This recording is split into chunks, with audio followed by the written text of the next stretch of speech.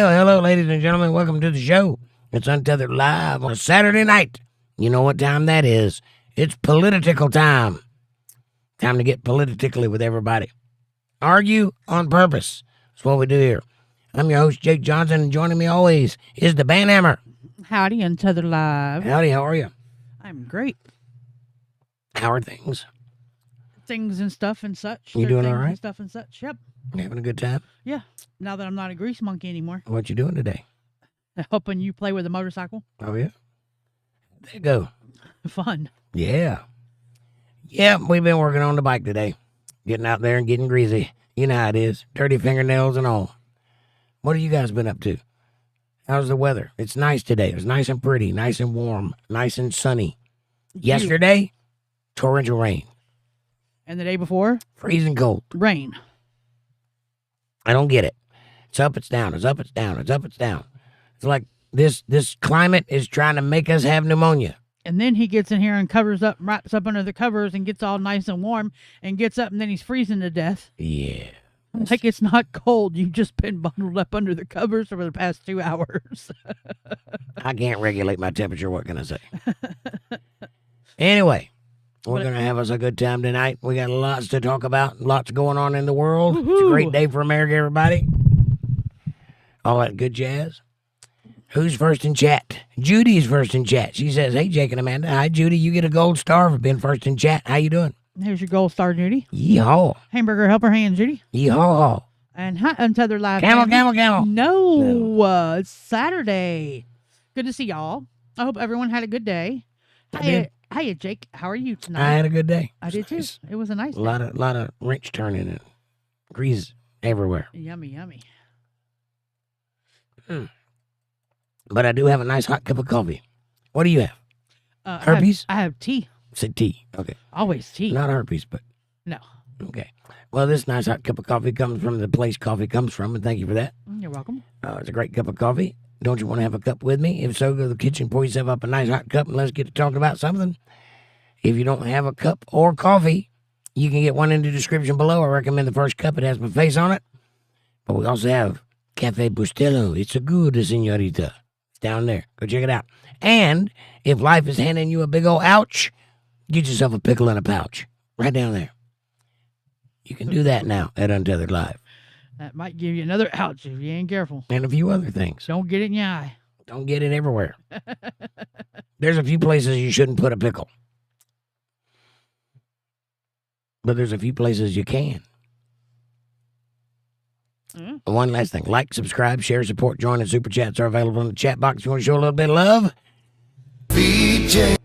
you can do that. CashApp, $JakeJohnsonBand, or PayPal.me/JakeJohnsonBand. I greatly appreciate that. And so does my motorcycle. If you'd like to hang out with us outside of the YouTubeverse, get to know one another, check out our private chat and everything we got going on over there. Go to Facebook.com/UntetheredLiveChillin'. The link is in the chat. It's a great place to share pictures, text, videos, memes, and get to know one another. It has videos over there that are regularly updated, that are regularly updated and correlate with what we talk about over here. Yeah, that. And so now, go ahead. You're doing a good job. You can go over there and have fun with the rest of us. That's right. Judy says, chat disconnected. No, it's not. No, she lost the internet connection on her computer. You lost your internet connection. It'll come back. It did. It did. Okay. Must not be. That's what it said. It was just warning you that there was a problem and it fixed itself. John Anthony. What's up, buddy? Nice to see you. Long time no see. How you doing? He says, hey, you gang. Hope all is well. Hope all are well, too. With you. Hamburger helper. How are you? Hamburger helper hand, John. Nice to see you. It's weird calling him John. Mr. P. My foot itches. Well, scratch it. I'm scratching. It's a weird itch in between my toes. Oh, I hate when that happens. Yeah. And then when you scratch where it itches, that ain't where it itches. It runs. Yeah. Strange body I have. Linda Davis is here. She says, good evening. Hi, Linda. How are you? Judy says, hey, John. And hey, Linda. Here's the chilling page. And hamburger helper hand, Linda. Yeah. Judy says, good, Jake. You? I am. She's good. We got I am me. We got quite a bit accomplished on the bike today, so it's about ready to be going again. So we don't have to depend on his boss man. I got my new stator or generator. I got my new magneto or bell. I got the new sprocket and the centrifugal clutch thingy and the main sprocket and the chain tensioner and the back tire and the inner tube. All going back in, brand new. So now he doesn't have to charge the motorcycle every time he goes somewhere. Lovely. It's coming together. I got half of it done today, and I'll get the other half done tomorrow. We got more than half of it done. A little more than half. It was quite the adventure. We took pictures. You're welcome to come along with us as we go. Debbie's here. Hey, Debbie. Debbie says, hamburger helper hand. Hamburger helper hand, Debbie. Hamburger helper hand, Debbie. Nice to see you. And Judy says, hi, Debbie. What are you up to today, Debbie? Are you having a good day? Where's Amy? That's weird. Amy's usually here first. Amy! She's probably talking to Aaron. Aaron? Amy? What are y'all doing? Get out from behind that bush. Get out of that cup holder. Don't make me get the hose. Uh-oh. It's going to be a good day today. I can feel it in my bones. Yes. We had a very slow Friday, very uncharacteristically slow for Friday. That's okay. Debbie says, Jake, you look sexy sitting there all dirty and stuff. He did. That's why I took the picture. Thank you very much. I'm like, we need a picture. I didn't feel sexy. I felt greasy, but I'm glad you liked it. You should have seen him before he wiped his hands off a little bit. Oh, yeah. Get nice and dirty. Oil all over me like a man. Hey, I had oil and grease all over me, too. And then he walks by and wipes his hand across my face, of course. Typical man. Yeah, but I had to clean my hand first. Barely. I just scared you. That's all. I didn't get anything on you. But yeah, I figured that the ladies on the page would like that. Well, it was a good call. I was like, don't take a picture of her all broke down. She's naked. Nobody needs to see her like that. Did you see the second picture I put on there? I did not. Oh, good. Why? Because I put a picture of her on there without the tire. Oh, Lord. I said, I think something's missing. And I think Debbie comes in. She goes, I don't think it works like that. He has a few things missing off of her today. But she'll be back together tomorrow and running as good as new. Ayatollah Khomeini is reported killed, says Judy. Yes, he is. A whole bunch of them are a lot of gone. The leadership is gone. He got a lot of them yesterday by sneak attack. He told them it wasn't really a sneak attack. He told him he was going to do it. And then he did it. And Israel helped. Yeah, Israel's involved in that too. They tag teamed them. I don't know how I feel about that, but that's what happened. Debbie says, did he run his hand like a credit card up your butt? No. That was my husband's favorite move, to wipe his hands. No, I could see him grabbing titties or something, though. But he walked by me and said something sweet to me or something and just kind of brushed his hand across my cheek. I was like, oh, you did not. Did. I did. And I'll probably do it again. Probably. We got that done and come in and rested for a little bit. And Still resting a little bit. yeah, I cooked dinner and took a shower and rested a little bit more. The old credit card move, though. I like that. Yeah, no. Not with the shorts I had on today. Mine has a chip, though. Yeah, right. Where are you going to stick it?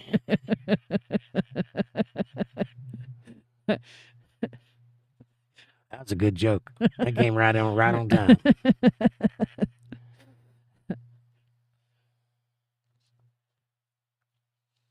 I was watching a video today about a guy talking about making love to his guitar. And he went to plug it in, and it has 2 jacks on it, and he put it in one hole, and it went. And he said, "Oh, excuse me," and he put it in the other hole. Oh, excuse me, wrong one. Kind of funny. It was funny. Guitar goes, ah! Oh, wrong one. I was, yeah, you leave it to you. Yeah, that was a good little video there. I like that kind of thing. I didn't think about it. I have to go back in your history and put it on the page. Oh, you want to share that video? Yeah, I'll I share can it. do that. I'll send it to you. It's Zapko is his name. Something Danny Zapko or Billy Zapko. Yeah, I don't know if like I'll that. put it on the page, but I'll probably put it in the community chat. However you want to do it. Why are you guys talking so much? I know, right? Geez, y'all are a lively bunch tonight. Wake up. It's America. We're at war. Aliens are real. Hillary Clinton is innocent. What? It says she went crazy, hollering and screaming during her testimony. That's what somebody said. A bunch of them are saying That's not what she said. She said it was textbook. They just of answered course. all their questions. Everything was fine. Of course. And she didn't know that what he was doing either. And Judy says, bad night, no sleep. Uh-oh. Well, I know all about that, honey. But I pulled myself up to the microphone and put on that Instamatic smile anyway. I do know. Doesn't matter how bad it is. Just keep rolling. Camera's moving. Yeah, I hate not having no sleep. Toss and turn all night from hurting. Mm-hmm. We had a night or two like that last week. Yeah. Both of us was up all night. The old tornado move. In the bed all night. Rolling. Boy, my ass is swollen. He rolled so much he rolled up in one of the blankets. Like a taco. Like a burrito. All you seen was like his forehead and the top of his head sticking out. Nothing sticking out but my mustache. It'll happen. But I hope you feel better, Judy. That's a terrible, terrible evening to have to go through. Take more drugs. That's why God made them.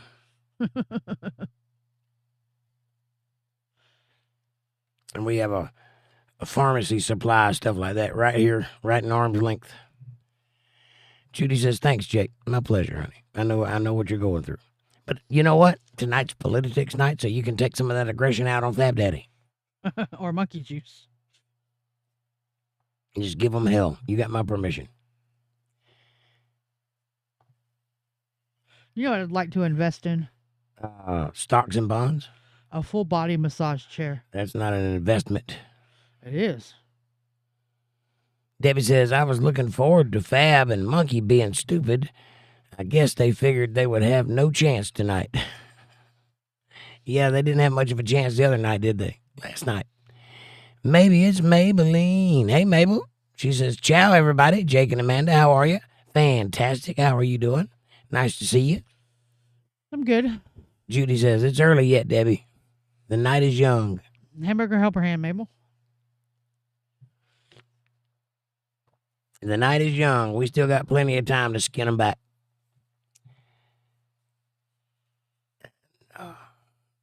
They like to come in and assert dominance immediately without any real backing of that dominance, and then find out that they're not dominant at all.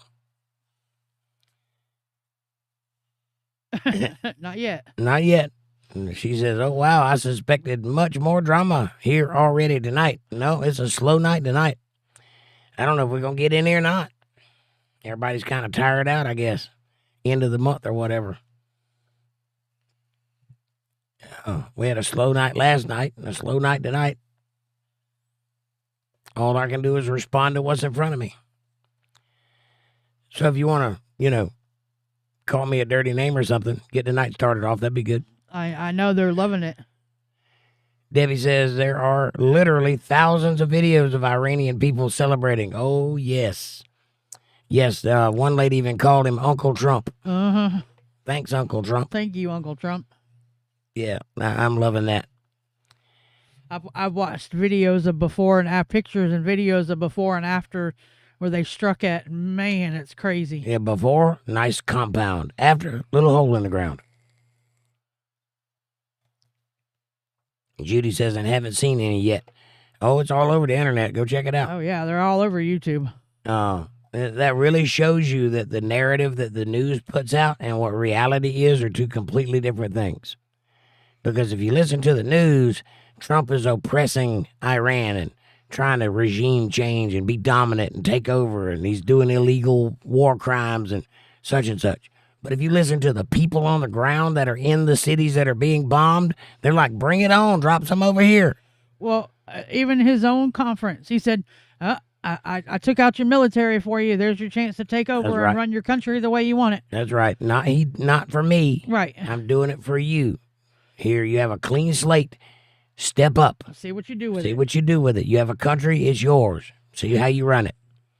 Let's turn it into a good community member of the globe, you know. Make trade and capitalism and all of that stuff. So Trump isn't the bad guy in this one. I don't really want to go to another war either. So I understand that idea. But this has been needed for a long time, and many presidents have promised to do something and never did. Trump's the first one that actually did what he said he was going to do. So there's a win there.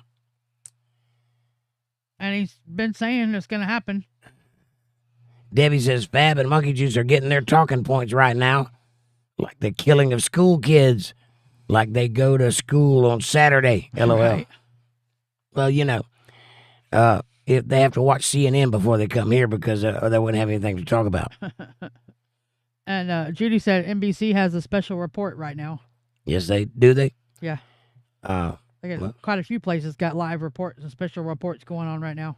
I would imagine there's a lot going on this weekend because something happened. The State of the Union happened, and then something happened on Friday, and then something happened Saturday morning. Wednesday, FBI raided a bunch of things in Minnesota and ended up arresting 2 judges. Yeah, the Minnesota thing with the 2 judges happened. So there's a lot going on this weekend. LOL, Debbie. A lot of busy folks in Washington. I don't know if that's good or bad, but it's definitely something different. Mabel says also they say it was a girls' school, though I'm pretty sure that girls are not allowed education in Iran. Correct. In many places in the Middle East, right. They're not even allowed to show their faces. They're not going to school. So if it was a girls' school, yay, it was empty. Right.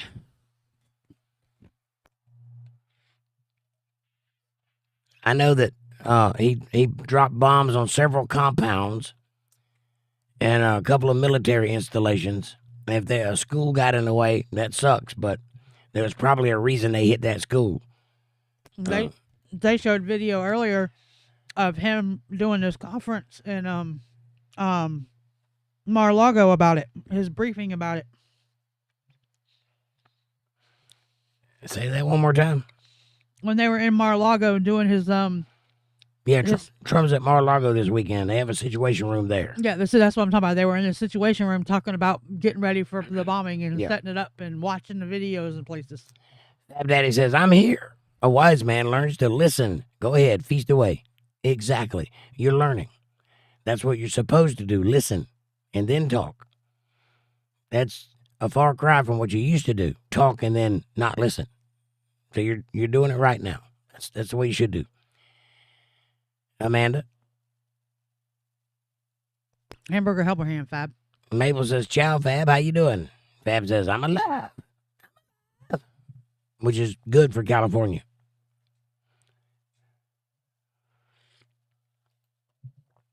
A lot of questionable people in California. Njax says 151 dead girls. That's not America first. I no longer support Trump. Well, that just shows how weak you are that you can't stand by your man. They don't go to school on Saturday.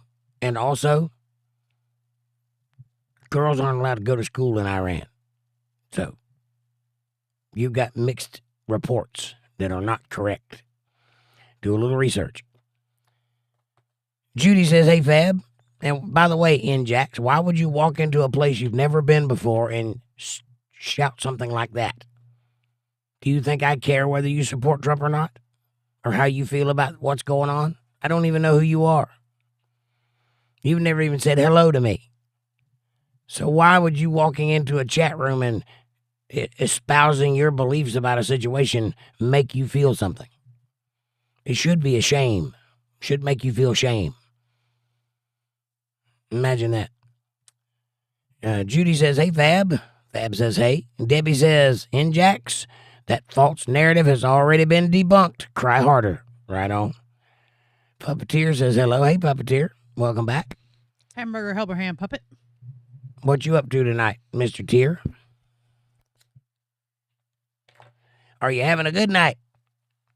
Are you ready to get politi-tickled? And Judy says, hey, Puppet.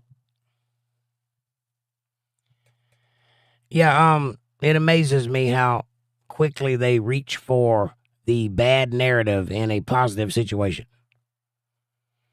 Have you listened to any of the people there in Iran? The people that are celebrating and setting off fireworks and saying, thank you, Uncle Trump? Have you listened to any of those people, or are you just listening to CNN talk about a girls' school that doesn't exist? Tennessee Bubba, welcome back. He says, hi, how are y'all doing, Jake? God bless everyone. God bless you too, Tennessee Bubba. Nice to see you. Hamburger helper hand, Bubba. Mark Preston says hi. Hello, Mark Preston. Mabel says 2 more months until Vic is done his deployment. Over halfway there. All right. Congratulations on that. I know that time's going to tick by slowly, but just keep going. Every day gets you closer. Hamburger helper hand, Mark. If you're new here, that means hi. It does. Like a regular hand, but purple.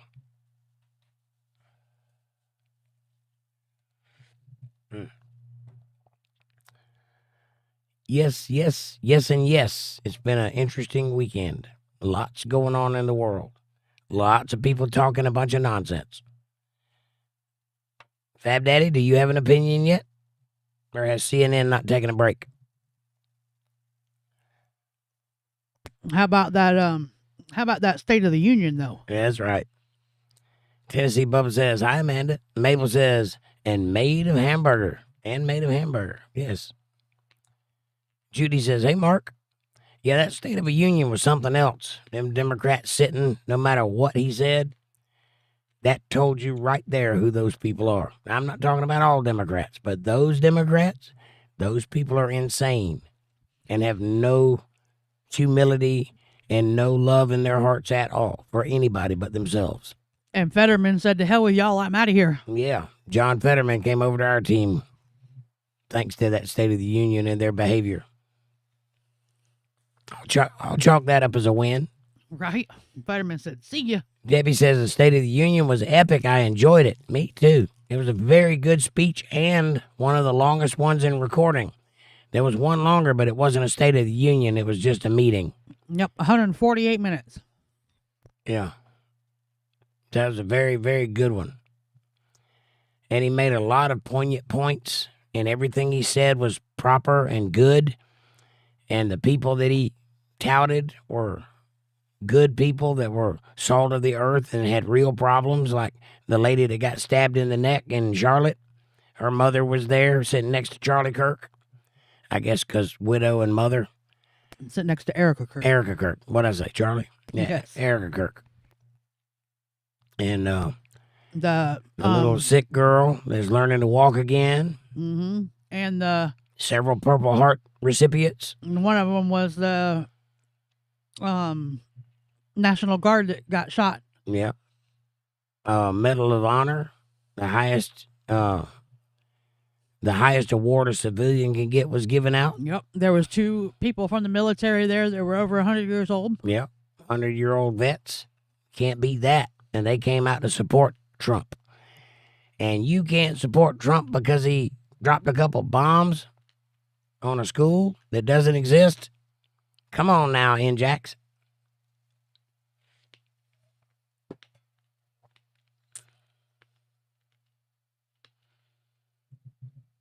Also, Hannah says hi, even though she's not watching. Well, hi, even though you're not watching, Hannah. Nice to see you.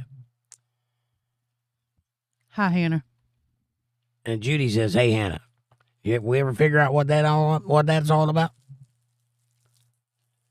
Still wondering. And Debbie says President Trump just pointed out the terrorists that we have within, and that is why they support terrorism. They want the same terroristic regime for the USA. Amen to that. And that is true. That seems like everything they push for is damaging to us. Every single thing they want is bad for this country. Fab Daddy says, don't you think it's ironic that Trump said if I voted for Kamala that she would start a war within a year? Well, he got one part correct. Well, no, I don't think that's ironic because he did not start this war. Everything that he's been involved in was well started before he ever got there. Believe that. Before the first term. And he's been telling him, all you got to do is guarantee you won't have any nuclear weapons. And they wouldn't do it. Correct. And he bombed their nuclear weapon places. That should have been enough. Now, I want you to think back for more than 5 seconds there, Fab Daddy, because I know looking backwards is not your strong suit. So let me help you out. In his first term, he negotiated a deal that took away their ability to make nuclear weapons. He made them a small country. He took their money away from them. They could not function as a terrorist organization. They couldn't fund terrorists, and they couldn't work on the nuclear weapon. And Joe Biden, in his first day, gave it back to them. Do you remember that? Because that's why we now have this problem now. Because of Joe Biden's first day in office, he gave them back the stuff that Trump took away from them. So no, this isn't Trump's fault. This is your fault. Because you voted for that. So no, I don't think it's ironic at all. I think it's sad.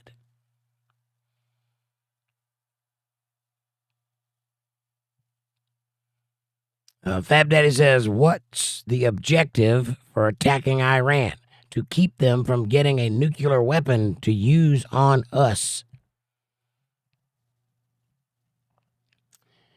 Mabel says, yes, I do. Yes, and I do understand where Vic is coming from, but I believe it was an honest mistake and a slip up, and I don't believe it was intended. It was on a Saturday night and lots of adult talking. Again, don't know what we're talking about. It would help if I knew what we were discussing. Nothing ever was intentionally said in Hannah's direction for any reason. But that being said, everybody here knows how this chat talks. And you also know that I try to keep it at a PG-13 rating. I don't let it get too far, but sometimes things slip here and there. But for the most part, I try to keep it under control. But I don't see how that's anything I've done wrong. But if you could explain it to me, that would make it a lot easier. That way I'd know what's going on here.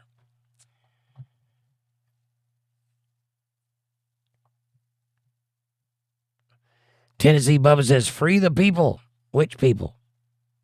Most of us are free. You talking about in Iran? Yeah, that'd be nice. I think they're getting that. I think that's why they're all celebrating right now, because they're out from under that oppressive regime.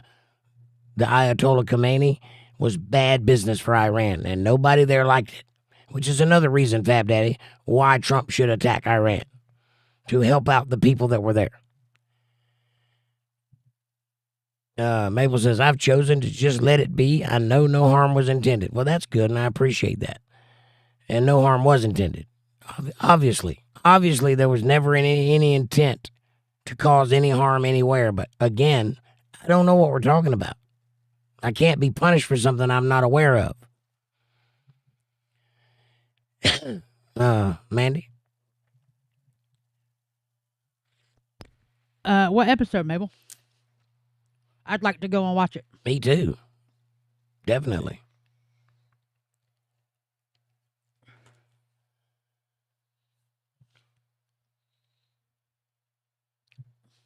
Debbie says, President Trump did not start a war. The Iranian people asked for Trump's help to intervene, and he did. Correct. They've been asking quite a few presidents, and nobody had the cojones to do it. Right. Nobody would step in and help them out of their jam, which is basically their version of Democrats running the show to extremes. Uh-oh. Aaron, your friend's here. Mabel says, I am not going to list the episode on here to protect the person involved because, as I said, I think it was an honest mistake, but it could be taken differently to people who don't know better. Understood. Just send me an email and tell me what it is so I can go look. And Amanda says the same thing. Fab Daddy says he obliterated their nuclear 6 months ago. Incorrect, sir. No, he did not.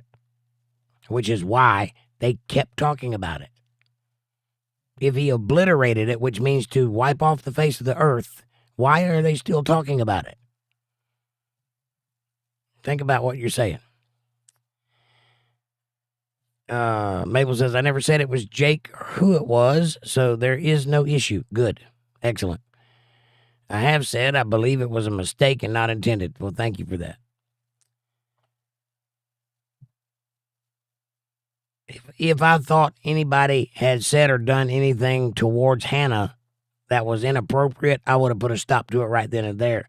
If I didn't hear it or didn't see it, I could see that, but I wouldn't let anybody badmouth her or put her in any danger whatsoever. And neither would I. And neither would anybody else here, I don't think. And as you said, it's an honest mistake or not intended, so these things do happen, especially in rooms full of people. Or in a heated conversation. Yeah, I'm not really worried about that. I just don't like not knowing the situation. That's the problem I'm having. I don't like not knowing the score.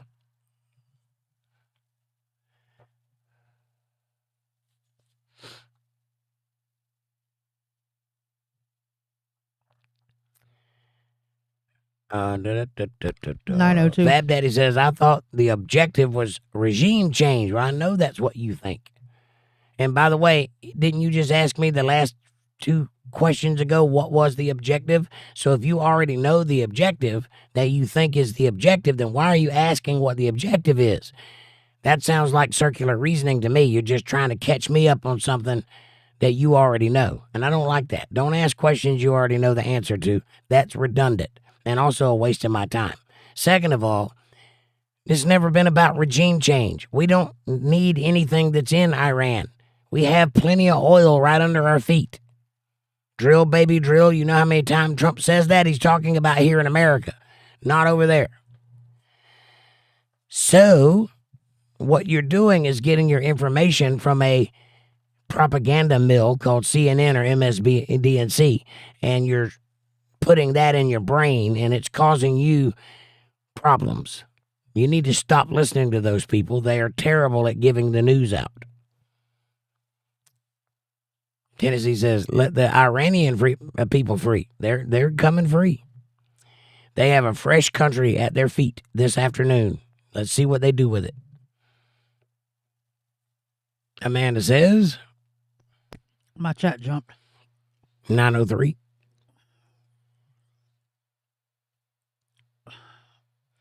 And they refused to go. Is that the one it is? Yeah. And they refused to back down in the nukes. And Trump warned them many a times, but they refused to agree.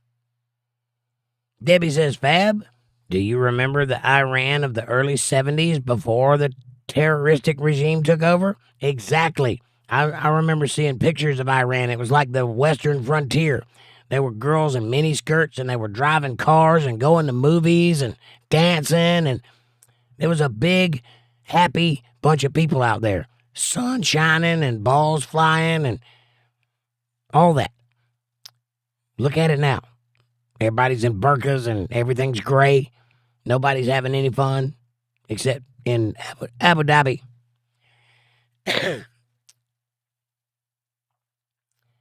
Soph Allen is here. Hey, Soph. Long time no see. Soph says, hi, guys. How are you guys? Hi, guys. How are you guys? Hope you're doing well. I hope you're doing well, too. How are things? What's been going on in your life? Hamburger helper hand, Soph. Fab Daddy says, well, I ain't as old as you, but remember some things. Well, if you go back and look, like your research that you always talk about doing, you'll see that Iran was a much happier place just in the 70s. That's not that long ago. The regime that's there now is terrorists, and their whole country is ran by terrorists and all that entails. That means that people are treated like they're under the thumb of terrorists, and they're tired of it. They've been tired of it for a long time. They've been asking for help for 20 years. We've had 4 presidents in that time, and not one of them has done a thing, except for Trump. And Mabel says, I'm not trying to punish anyone. I know. Don't take it like that. I'm not angry at you at all. As I told you the first night, you did the right thing. I would too if I thought there was something going on. I'm trying to be honest, but I also don't want someone to be hurt, right, by something they didn't really do wrong. Right. I understood. And I appreciate that. Your candor is much appreciated. And thank you for that. Just let me know what's going on so that I can understand how to drive this thing. Linda says, hi, Soph. And Mabel says, I will email you. Thank you, ma'am. I appreciate that. Thank you, Mabel. And Amber says, good evening, friends. Hamburger Helper Hands. How are you? Nice to see you. Welcome aboard. Hamburger helper hand, Amber. There. Hamburger there. Yeah, I can't say that either.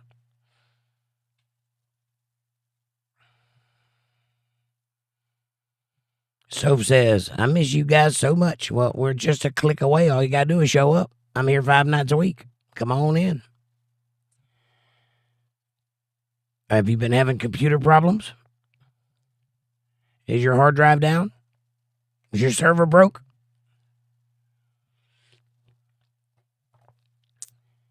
Judy says, hey, Soph. LOL, friends, says Amber. Linda says, Mabel, I think they just want to make sure that nothing happens like that in the future. So we just need to be aware of what was said. But I am glad it has not caused you to leave us. We all truly care. Yes, ma'am, we do. And that is totally correct. And, she finishes that with about you all. About you all, yes, about all of you. Absolutely. Obviously, if something like that happens, everybody's going to be concerned and want to know what happened. And I appreciate keeping it quiet and keeping it under the rug and in-house. And that way it doesn't cause a problem between a potential viewer or me or anybody that has to come in or go out or whatever, especially if you've decided that this was an unintentional act, that nobody intended any harm. Nobody needs to know about the particulars. So I totally understand that and appreciate it. As like some of the things you've seen happen in the past couple of weeks, couple of months, where drama has been started, that is unnecessary. That causes trouble when it is all piled on. That causes struggle with the channel. The way you're doing is actually the right way to handle it. So don't think anybody's upset at you. Nobody is. I don't think anybody's upset at me. I know they're not because I didn't do anything wrong. And hopefully we can get past all of this. But, adult talk is part of the charm of the show. It don't get too bad, but it happens. F Daddy says, I have been hearing Netanyahu claiming Iran was a month away from having nukes for over 6 years. And he's been right. You understand that more than one thing can be true at the same time, right? He's been a couple of months away from nuclear bombs for 6 years, and we keep stopping him. Now, we don't have to worry about that anymore because he's not here anymore.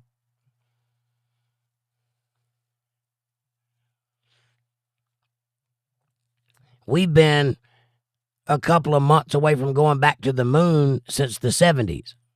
How many presidents do you think have said, in the next 2 years, we're going to put a man on the moon and head to Mars? How many times do you think a president has said those words in the past 40 years? I can tell you, every 4 years they say that. Every 4 years. Every 4 years, we're 2 years away from sending somebody back to the moon, and yet we never quite get there. Aliens happen, or something like it. And then we just kick the can down the road and forget about it. Every 4 years, because that's about as long as the average person can pay attention to a thing. Now, ask yourself why you keep falling for it. Why you're still listening to these people after all this time, knowing what they do.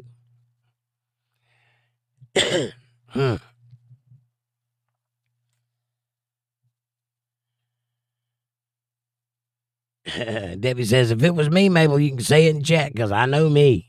I don't think it was anybody that's here. It's nothing like that, Debbie. Soph says, I've been very busy lately. I bet you have. What have you been up to other than taking care of your mom and going to school and dating your boyfriend and going to the disco and Michael Jackson concerts? Fab Daddy says, so I can't ask your opinion? Okay, bye. When did I say you couldn't ask my opinion? What are you talking about, Fab? Because you told him not to ask a question when he already knows the answer. Oh, I said don't ask questions you already know the answer to. That's not asking my opinion, Fab Daddy. That is manipulative conversation. If you already know the answer to a question, you don't need my opinion on it. Unless you ask me, what is your opinion about my opinion? That's a different question, isn't it? Or what do you think about? Or But if you want to be hyperbolic, see you later. I'm not going to beg you to stay here if that's what you're hoping for.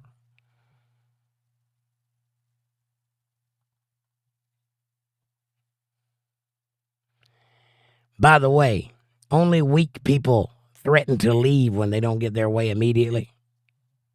That's not a strong position to take. That's not the flex you think it is. yeah, it's not cute. Take my ball and go home. Yeah. Soph says, my mom had surgery, as you guys know.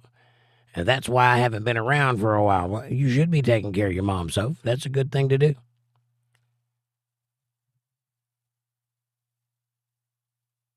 And Judy asks, how is she, Soph? Soph says she's not expecting Jake's chat to jump. 9-10. She's not doing good at all, says Soph. Judy says, sorry about that. Tennessee says, prayers, Soph. And what is the prognosis, Soph? What's going on with her? And Judy says, hey, Amber. And Debbie says, sing with me. Come on in, baby, take your clothes off.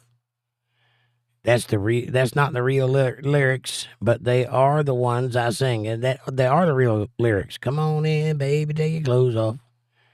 I think it is. It might be shoes. It's shoes. It might be shoes. Linda says, I remember having a t-shirt that said, F the Ayatollah, right? The Ayatollah's been a problem for a while. This isn't his first rodeo. Ayatollah Khomeini has been in the news many, many, many times, which is weird that the current news anchor that we were listening to this afternoon said his name wrong. Like, you've been hearing this name since you were a child. How are you getting it wrong if you're a news person? Must mean you're not paying attention to the news, which means you're a paid propagandist. You're just saying things that are on the screen. You don't actually think what you think. Right? Is that how I'm getting it? Christine Marshall, long time no see. How you doing, buddy? Much love, y'all, says Christine, and hi. Nice to see you, man. How you going? Hamburger Helverhand, Christine. What do you think of all this world changing stuff that's happening right now? Come on in and politi-tickle me with your regalia. And Linda says, that was back in the late 70s. Yeah, he was a problem back then. He was struggling for power back then in the 70s, and then he got it. And then from the 80s to the 90s, he turned that place into a crap hole and made all the women cover their faces up and their whole bodies, actually. And then forbade them to drive or get an education or anything like that. That's all new stuff. I know it seems like that's their religion. It isn't. That's new. That's modern day stuff that's happening.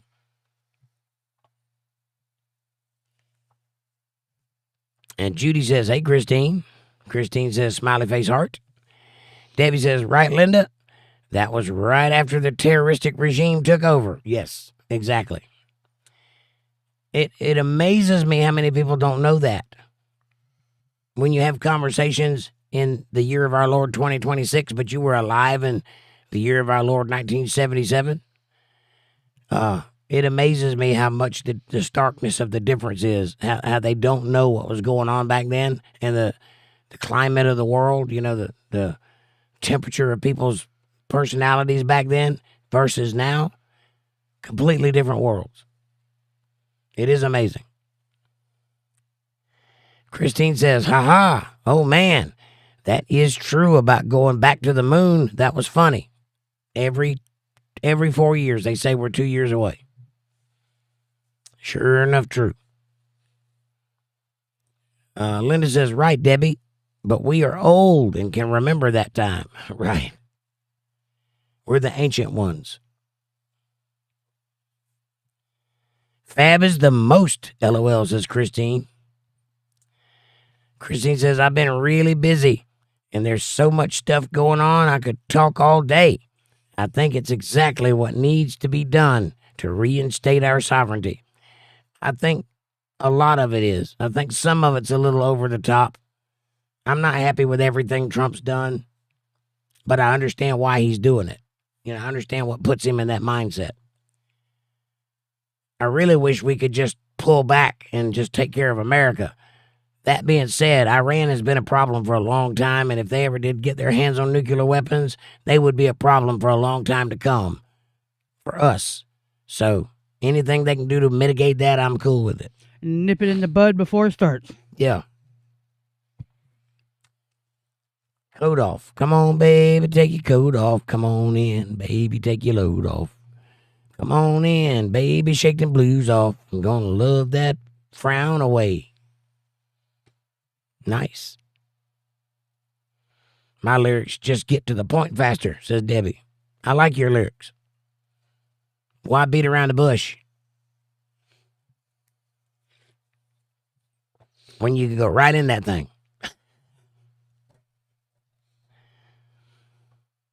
Christine says, yeah, the thing is, when we take back our country and we're running it, we're not going to be perfect, especially with opposition. The British keep saying they want to withdraw their money from the U.S. That would not hurt us at all.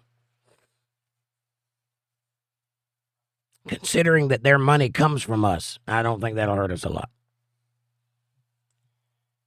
Christine says, I just say, take your fiat money and get out.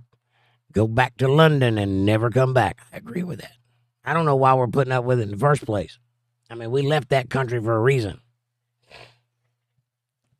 That's the reason we exist.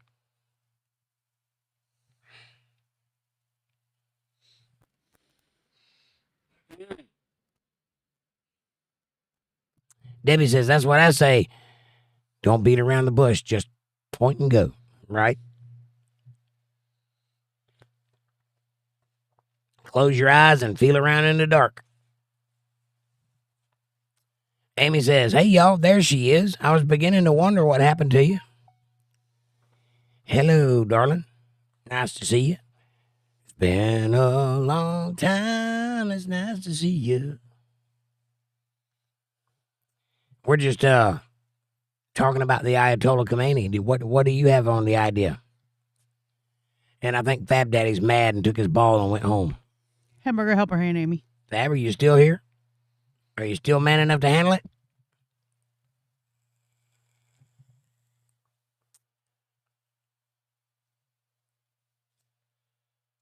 Well, come on back if you ever want to try again. I done told you once, you son of a bitch, I'm the best there's ever been. Good song. Amy says, I was talking to someone special on the phone. Well, tell Aaron we said hello. I told you somebody was in a cup holder. Well, Linda says, Amy, hamburger upper hand. Judy says, hey, Amy, I just helloed you. Christine Marshall says, yeah. Amy says, hi, everyone. Hi. Nice to see you. Tell Aaron we said hello. Christine says, hello. Debbie says, Amy was having phone sex with Aaron. Inquiring minds need to know because we are nosy. I was just fixing to say that same thing. They was talking dirty and lost track of time. It happens. Been there, done that. Amy says, no, I was on his Bluetooth. No cup holder needed. Oh, they needed both their hands. Both hands free. Got it. Do you have the little thing? The little Star Trek thing? Amy says, we were talking about the hammerhead shark he caught today. Cool. Debbie says, so Bluetooth is its nickname. Is that what the kids are calling it today? That's what she said. Christine says, I just believe it's the Antichrist spirit working in these groups. They're all against the mindset of the Christ who is God. To some degree, I think that. To some degree, I think it's just the nature of mankind, because I don't think any of us are pure and innocent. We're certainly not Christ consciousness, like they try to say. I don't think that's it at all. There's a lot of bad going on in this world, too. But all of that stuff is coming.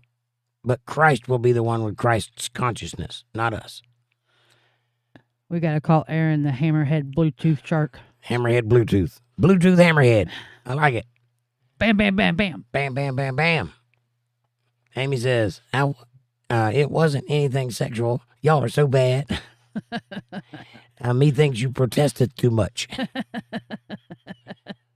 It's okay. It doesn't matter if it was or wasn't. As long as you guys are having a good conversation, that's all that matters. We're just giving you a hard time. Because we love you. Christine says, you know me, how I said it before, but if you study epistemology, ontology, axiology, scientism, or even psychology, you come to the conclusion that they are all nihilistic antichrist mindset alternatives. I don't disagree with that. That's why I don't study any of that stuff anymore. I stick with what I know to be true, the Bible. I don't go into anything else. I don't veer from my lane.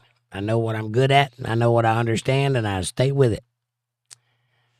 Judy says, not me, Amy. Amy says, facts, Judy. Hard time.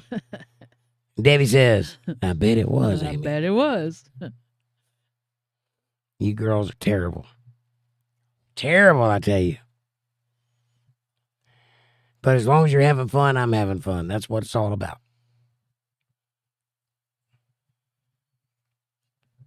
I like to see you smiling and happy. Makes me feel good. Makes me feel like I did a nice thing for the world. Fun with a Bluetooth and a hammerhead. That's right.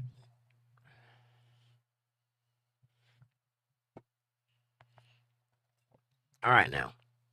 My nose is starting to itch. Well, quit putting it on the microphone. I can't help it. It's right there. Y'all should have seen Jake today. He's working on the motorcycle and his nose kept itching and he kept grabbing his nose with his greasy hands. And the whole end of his nose was black. Old black nose, that's what they used to call me. Amy says, we were talking on his Bluetooth about this shark. Uh-huh. I'm sure you were.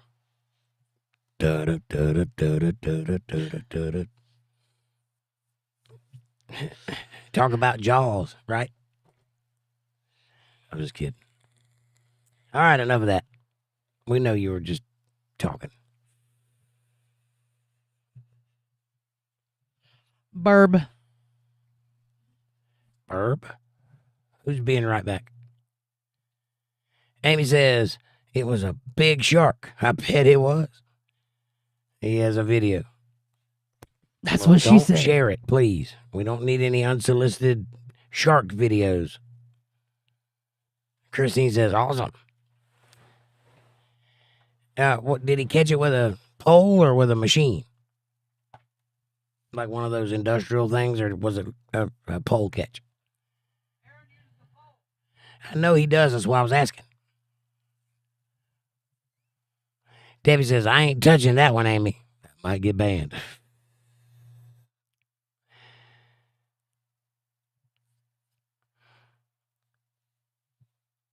Hammerhead, that's the one with the eyes on the edges, right? The big wide head. Yeah. It must be cool. I'm going to have to see that picture.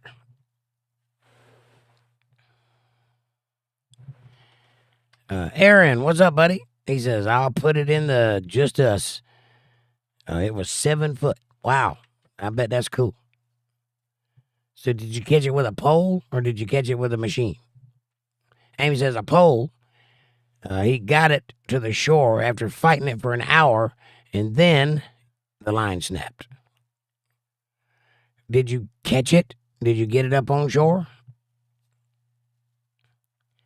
Christine says, LOL. Debbie says, hello, Bluetooth hammerhead. Aaron says, spinning rod. Wow. That's a hell of a catch, man. I know how hard sharks are to catch. That's why I'm asking. They put up quite a fight. And they're very strong. And they can swim backwards, which is unusual. Judy says, hey, Aaron. And Amanda says, Aaron. Hammerhead shark. Aaron says, yes, it was a catch. And hi, Debbie. Well, I'm proud of you, man, for sticking it out. That's a tough one to pull in. Hammerhead's a bite, too. So I'm glad you got him. 7 foot long, so he's a baby. Yeah, hammerheads can get pretty big. 14, 15 feet long.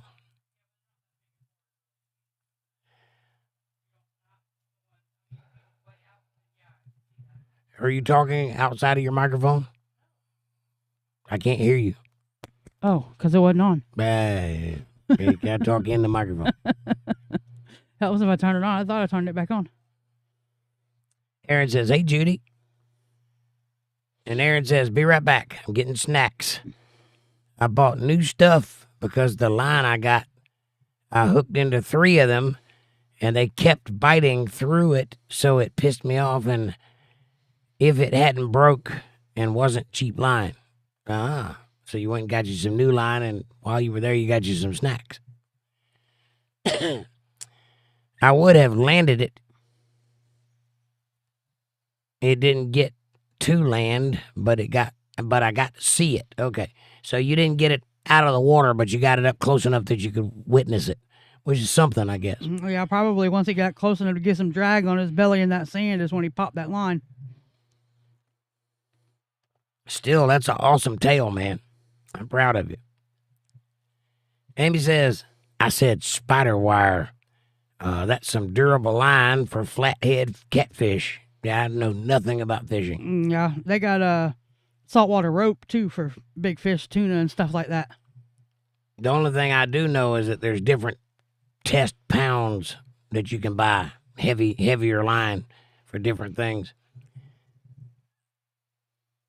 Christine says the Ayatollah chant death to America and teach their children, the youth, that America is evil. Death to America, the Iranian people themselves. Most of them do not agree, but still go along with it because they get shot if they didn't. Right. Yeah, that's why they've been asking for help for so long, because they're being forced to hate a country that they don't hate. Now that all that's over with, I wonder how quickly Iran will be a destination for us to go visit. I wonder how quickly they'll turn it around and be a great country. I think that'd be awesome.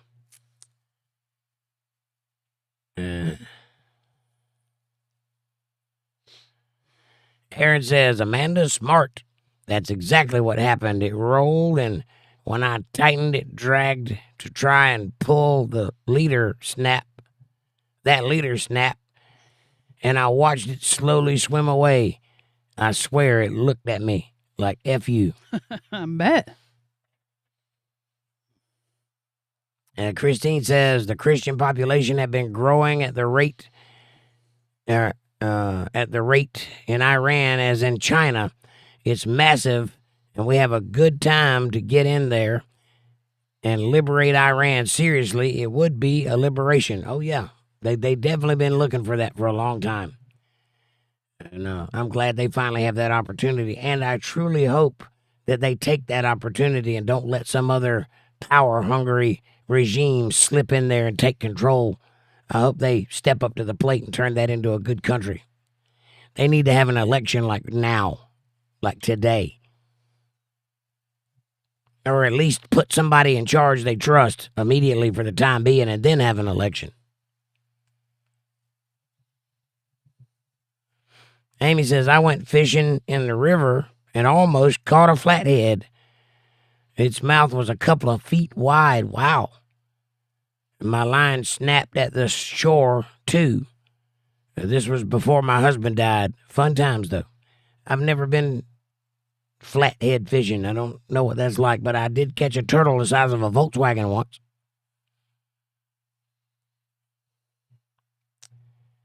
Christine says, they got the restaurant named Culver's up here, and I know it's probably everywhere, but they serve fresh food, and they put that walleye back on the menu, so good, huge portions, right on. Walleye is a type of fish. I'm not sure what kind of fish it is. Amy says, you said Fab got mad and left. Why?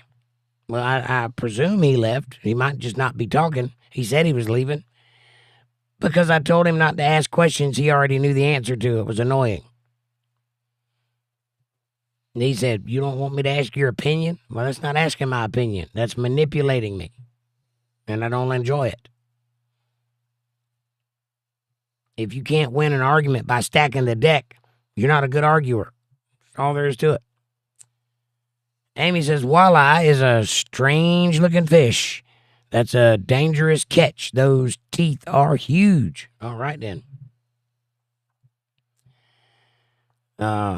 Christine says, if I was drunk off his meds, crying for attention, if Fab Daddy would again, LOL, I'm just joking. I don't know if I am correct. Oh, yeah, probably.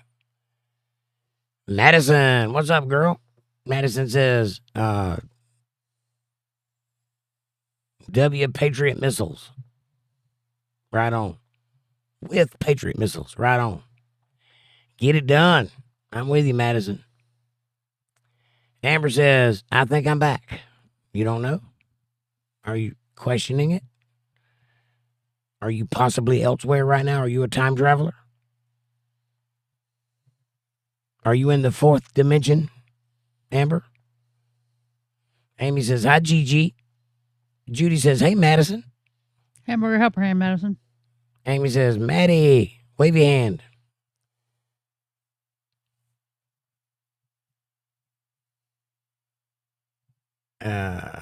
Christine says, I'm more concerned with Canada and their euthanasia for the youth programs, where their recent victims was a 26-year-old person that just was mentally disturbed and needed help, God's help. I know nothing about that. It ain't my bag of tea. I know Canadian people are pretty nice. I don't know what their government's up to, though. Madison says, W means winning, like F in chat, but the opposite. Right on, winning with Patriot missiles. I got it. Deshaun Laquarius says, tapping in from San Lucas State Prison. How's it going, San Lucas State Prison? Nice to see you. Amy says, I heard about that Christian, the Canadian one. Yeah, I haven't heard anything about that. I know that there was some talk about assisted suicide about a year ago. I don't know what they ever decided with that, but I know that they were talking about it. And if they decided to go on with it, that's a terrible, terrible thing to do. But I don't know.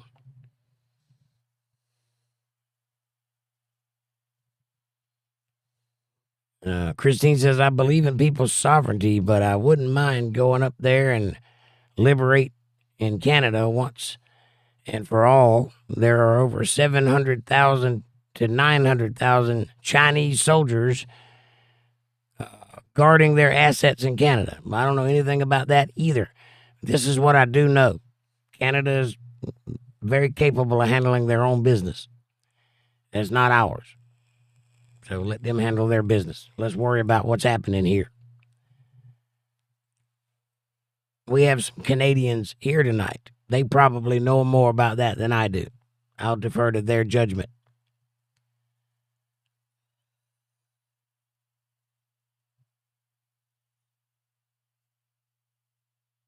Amber says, Fifth Dimension, Twilight Zone. Right on. Aaron says, Amy, they heard us. Oh, Aaron, your friend's here, by the way. She was earlier anyway. Yeah, we heard you. That Bluetooth hammerhead carrying on. Mm-hmm.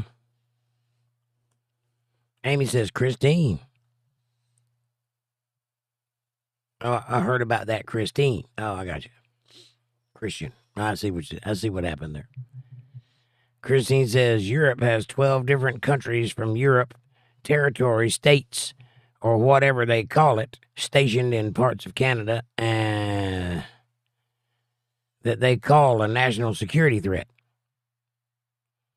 Well, if Canada doesn't like it, they need to kick them out. They've made it more than clear that they don't need any assistance from the West. They got it handled, so let them handle it. Amy says, Aaron, smiley face. And Judy says, hey, Christine.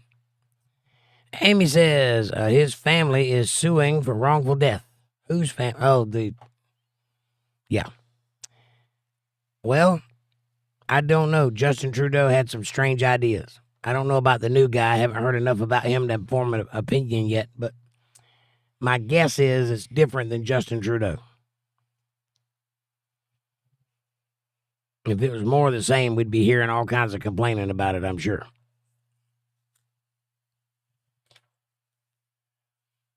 Amber says, so, what are you locking up in prison for? What are you locked up in prison for? I guess you're talking to the newcomer. I forgot the name. What was it? I don't remember. Hang on, I'm scrolling back up to see. I must have lost it. Where'd you go? There it is. Deshaun. Deshaun, what did you get locked up for?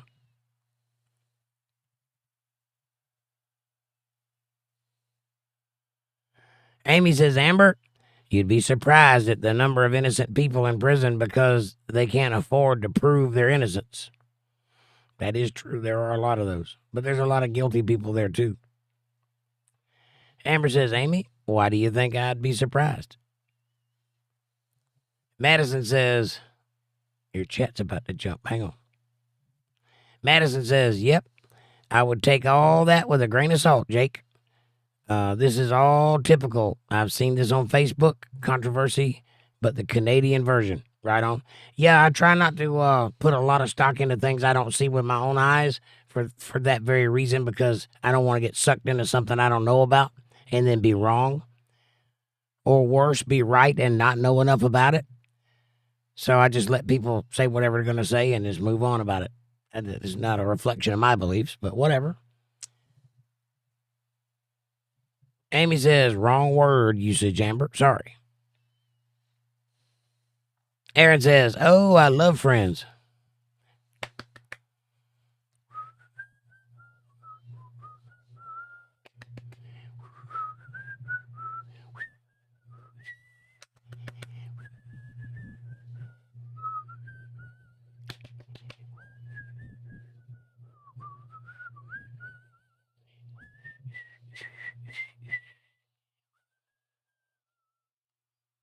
That one?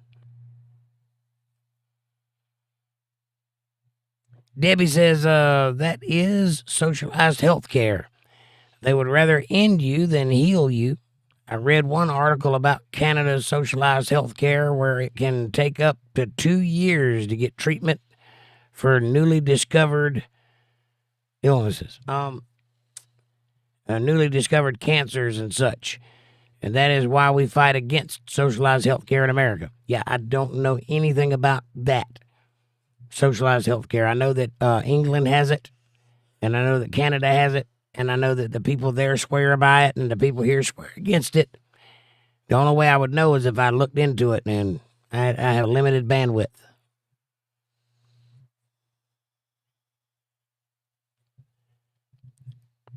I do think that socialized health care is probably not a good idea, though. You want competition. That's what makes the prices go down and the competition to go up. But that's just a knee-jerk response. I don't know.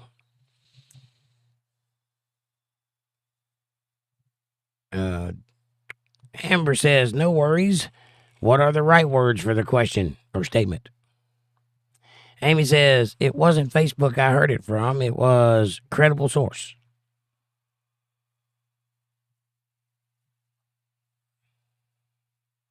Madison says, there were, however, secret Chinese police stations that were used to try and kill or arrest Chinese Canadians. But this has been... Hold on, my chat jumped. This has been seen all over the world and has nothing to do with the government. And the RCMP, the Royal Canadian Mounted Police, investigated and shut a lot of them down. Well, that's good. China shouldn't be sticking their nose in any country's business, as far as I can tell. I don't know why they do that. They're very different than we are. They're very CCP-like. And I don't think that works well in other countries, especially Western ones. Aaron says, my bad, I was on top message. Oh, I see. Amber says, my son was in jail for 6 months for things our cousin did, and we couldn't get my son an attorney, so he did the 6 months. That's months, not years, though. Right on. I've been in jail for things I didn't do. I got away with things I did do, though. So it equals out. Okay. Madison says, yes, assisted unaliving is a thing. I thought it might be, but I wasn't sure enough about it to say it's a thing. It kind of sounds like a conspiracy from here because we've dabbled with that here before. Dr. Kevorkian and all that. And so I don't really know enough to say, yeah, these people are guilty of it. But thank you for clearing that up. Can't say the actual word because YouTube, but that is true. But is usually when the person is already dying and is in extreme pain. My aunt used it when she had a very aggressive lung cancer and was already days from death. I don't have a problem with that at all.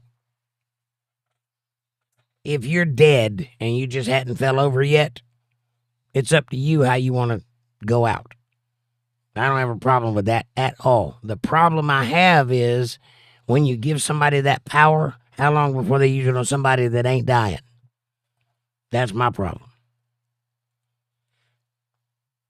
I think it should be handled the way it's always been handled. If you want to go out, if you're on your last days and you want to go out peacefully, get a handful of morphine and head out. You don't need a facility to do that. And it's quite painless. That's the way we've always done it. I don't know why we need to change that. I'll say that's what they do on hospice now anyway.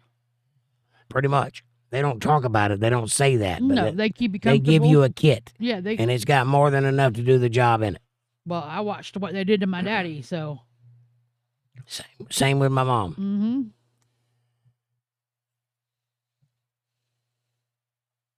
But I don't like the idea of giving somebody a state power or a federal power, the ability to do that at command.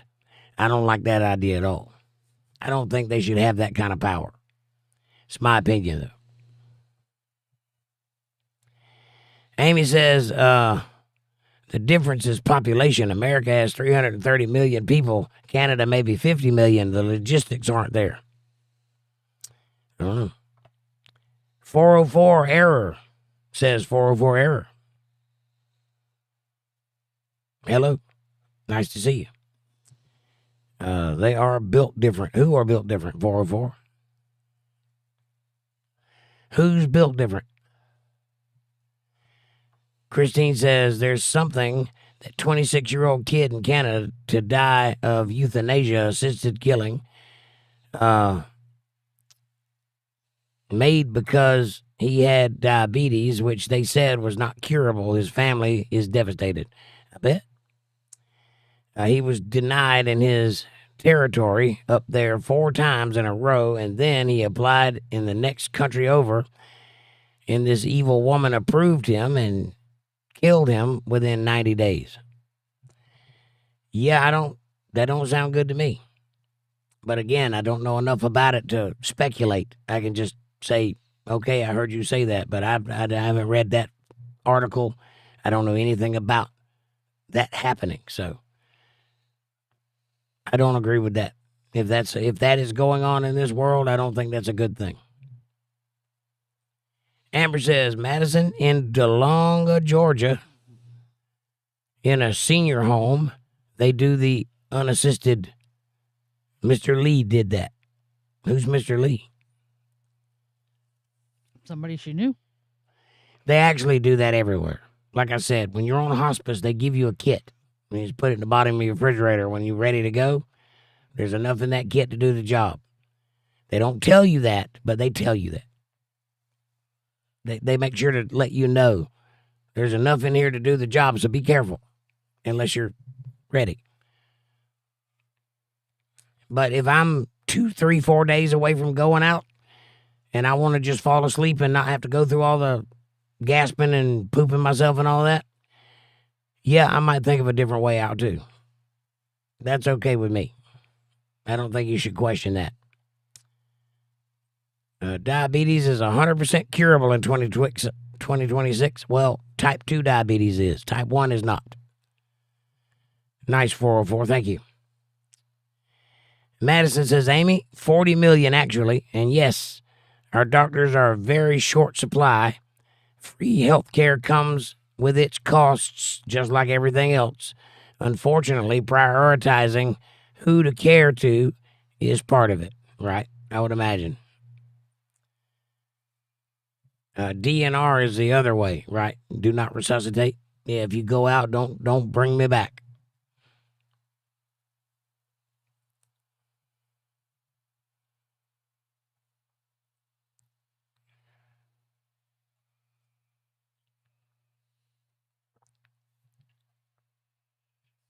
Christine says 300,000 to 400,000 people die a year in America just by the fault of the doctor, and they call this practice, they call it malpractice, and are protected by the law, and is more than the people that die from fentanyl. Oh, I know that.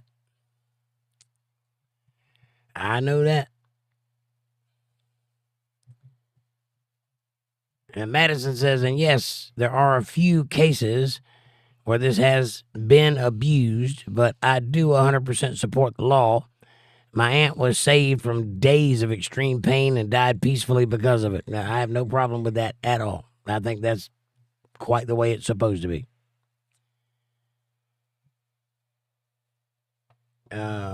Christine says, just faulty malpractice killing people. What's wrongly prescribed medications and regularly prescribed medications is even higher. Madison says, Christine, right. So he was denied in Canada and then went to another country. You made it sound like it happened inside Canada, shaking my head. Right, which is why I didn't respond to it, because I don't know enough about it to espouse the details. So I always make a point of saying, yeah, okay, you said that, but I can't verify that sitting here at this desk. And one thing I do is verify the news that I say is true. If I tell you it's true, you can count on it. But again, that's why I ain't said that. I ain't heard nothing about none of this, so I don't know. Amber says Mr. Lee was on hospice, and I was night care for him. Oh, okay. I didn't realize you were a nurse. That's a thankless job you have there. So let me be one to thank you for it. I was a nurse for my mom and my grandma and my grandpa and about 4 other people that died in this house over the years. So I totally understand.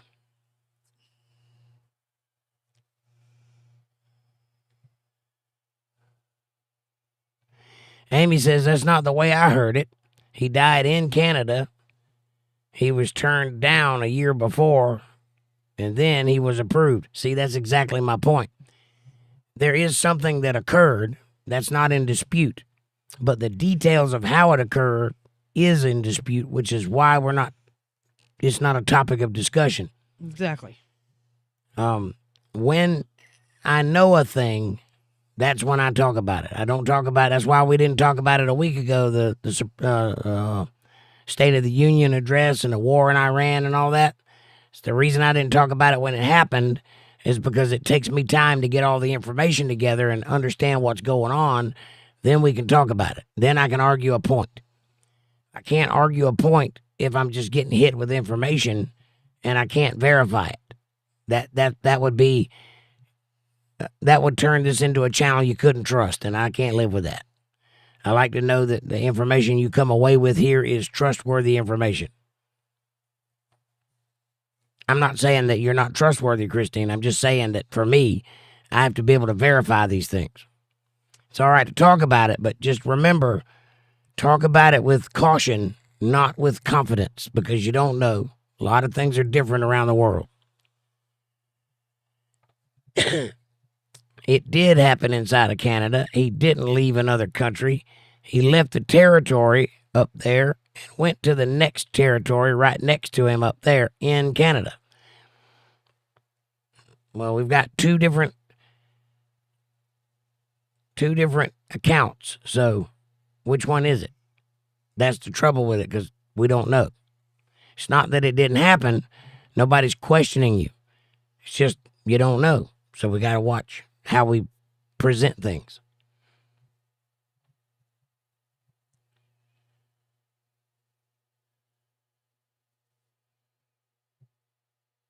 Amber says, he sent myself and my aunt home for the weekend. Before Monday, he was gone.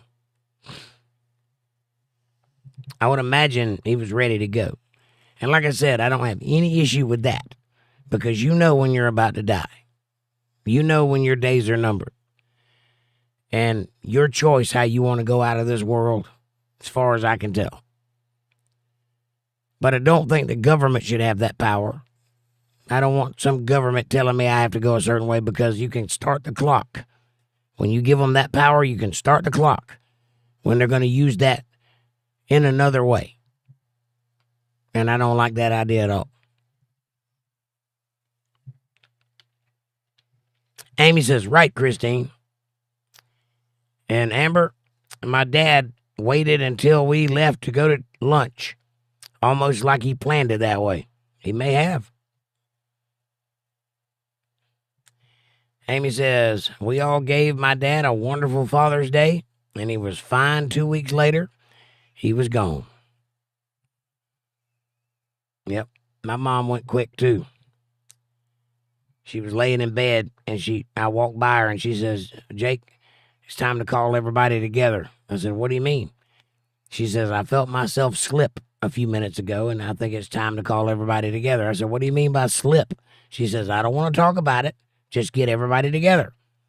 I said, okay. And I called everybody and brought them to the house, and that evening she died. Just like that. She went to sleep and didn't wake up.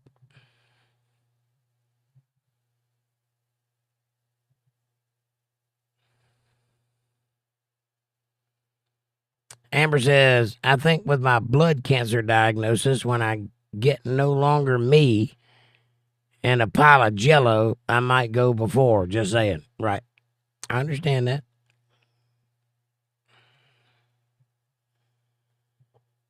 Madison says, either way, I don't fault this abuse specifically on the government.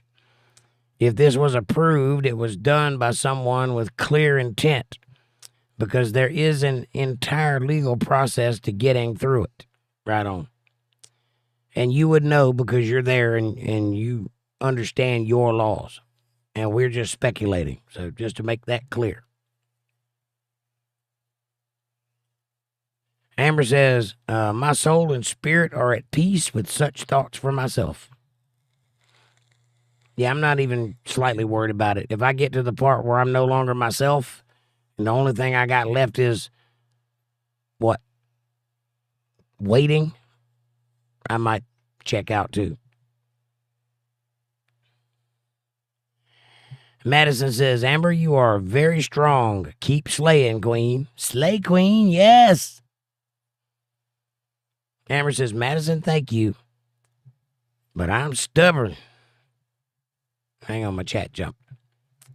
But I'm stubborn, not strong. Ain't no difference. I'm stubborn too, as a mule. I'm a lot of things like a mule.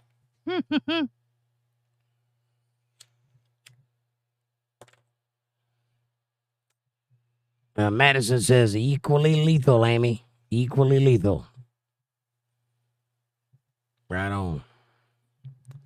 Amy says, I'll try to find the story on it and send it to the group chat. That would be helpful. That way we could actually read the article and understand what we're talking about. And it's not that I'm questioning Christine. He's a good source of information. It's just that I can't definitively state things. Being a person that talks about news, I have to make sure that my news is correct before I state it. And we weren't prepared to talk about that sort of thing tonight, so I need more info.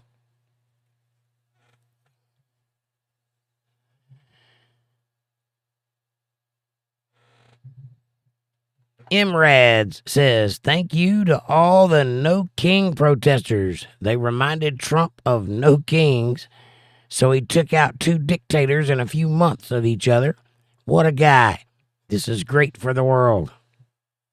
Right? It is great for the world, and we haven't had a king here ever. That's the reason we left England in the first place, to get away from a king. So there never has been a king here, and especially not Trump. Christine says, yep, it's a sad story. I did a big deep dive on it. I believe you. Jake, flavored water, not coffee? Huh? This? Oh, yeah. I ran out of coffee. I just hadn't asked for any more yet. But now that you mention it.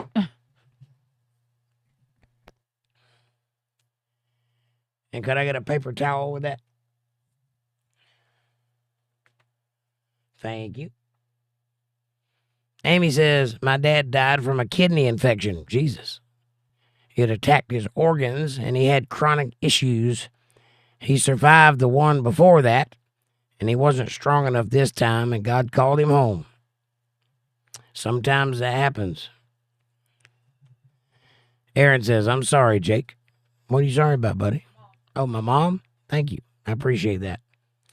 Yeah, it was tough.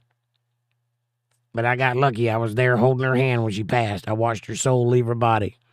And then I put her in the ground outside. I dug the grave and I put her in the ground because that was my responsibility.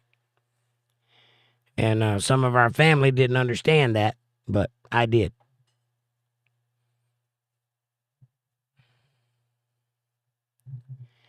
Amy says, God gave us this life. It's not ours to take. I agree with that 100%. Matter of fact, I teach that. Soul don't belong to you. You can't take it.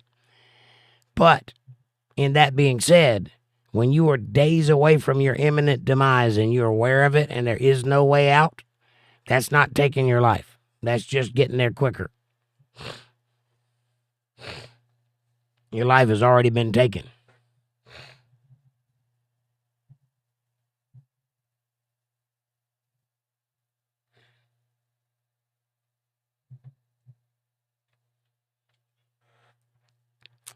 Aaron says, Amy, my mom was the same. And, oh, Amy, ask Jake your question. Oh, I have a question? Pardon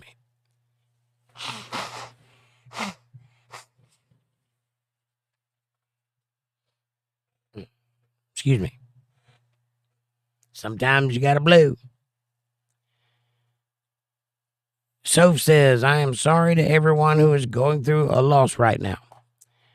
Yep, those come and go, Soph.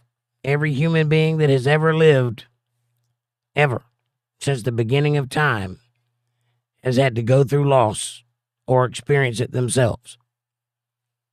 Also, every human being that has ever lived or ever will live is going to die. I'm actually kind of surprised that we still act like it's a shock when it happens. After all this time, after all these eons of being here on this earth, every single one of us acts like we didn't see it coming. Like it's a complete surprise that it happened. I think that's just us programmed to survive, and that's why we still look at it that way. I think. I don't really know. But one thing I know for sure is that everybody should know it's coming. Because this thing we call life is 100% terminal. Nobody's getting out of here alive. Not one of us. There's only been 2 people in history that did get out of here alive, and they're still going to die. They just haven't done it yet.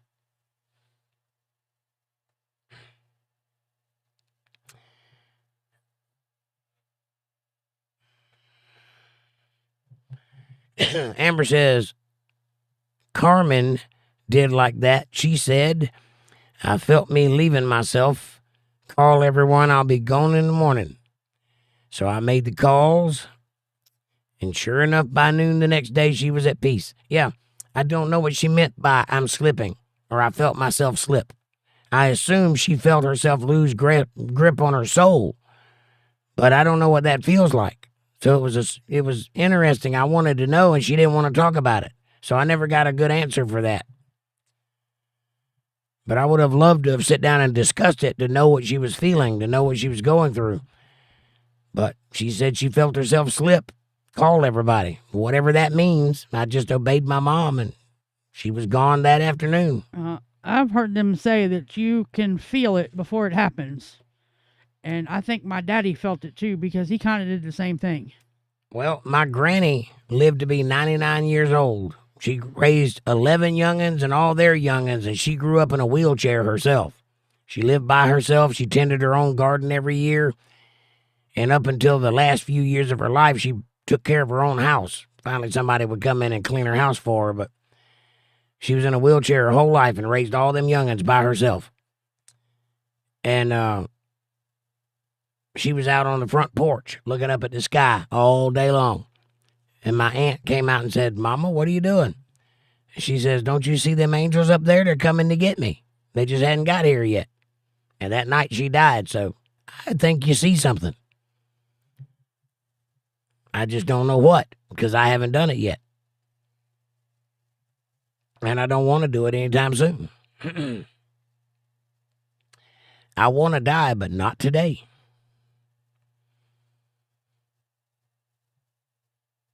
You better not. Aaron says, damn it, run. Amy says, Aaron, about where we go when we die or Judgment Day. Is it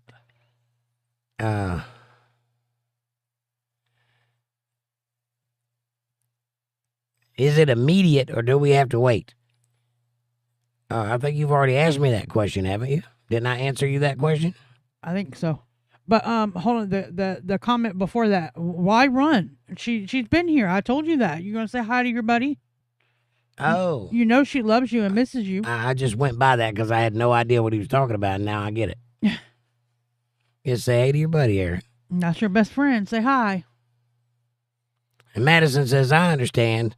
Just giving my perspective on the things that were brought up about my country, and that's why I deferred to your knowledge, because I don't know, you do.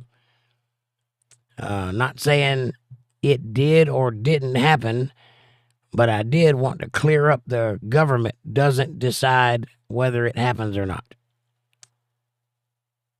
Whether it is used or not. Thank you, Madison. And that's exactly why you're here, so that you can clear up things like that, because a lot of times I get information about Canada, and I don't know how to answer it because I'm not from Canada, nor have I ever been there. So I don't know anything about the laws or how it's set up there or anything like that. So it's good to have you here. Don't forget to answer Amy's question. Which one? About if you go immediately or... I thought I already answered that question. You but did. I'll answer it again. The Bible says that when you die, when this clay pot breaks or the silver cord is parted, that's analogous of your soul, the silver cord is. The clay pot is your body. When it breaks or the silver cord parts, instantly you return back to the Father who gave the soul. So instantly you are with God. The moment you die, when you leave this body, you are with God. To be absent from the body is to be present with the Lord. It says that in the Bible also. So there is no time dilation between death and heaven. Now, whether or not you're conscious while you're there, I do not know. I kind of think that you close your eyes on this earth, and when you open them again, you're standing before the white throne judgment. No concept of the time that passed in between. I don't know if that's true or not, but I kind of think that's the way it goes.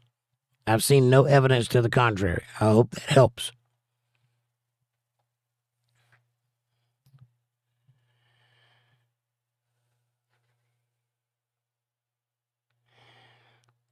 Aaron says, look, somebody farted.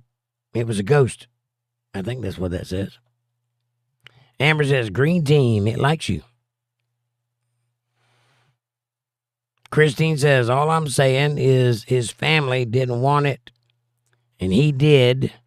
He was ready to die, and he had diabetes and a mental issue. He was only 26 years old, and they all loved him and said that he was a great person, but suffered from depression. In that case, if that's the case, that is a travesty. A 26-year-old should not make the decision to die that has no health issues.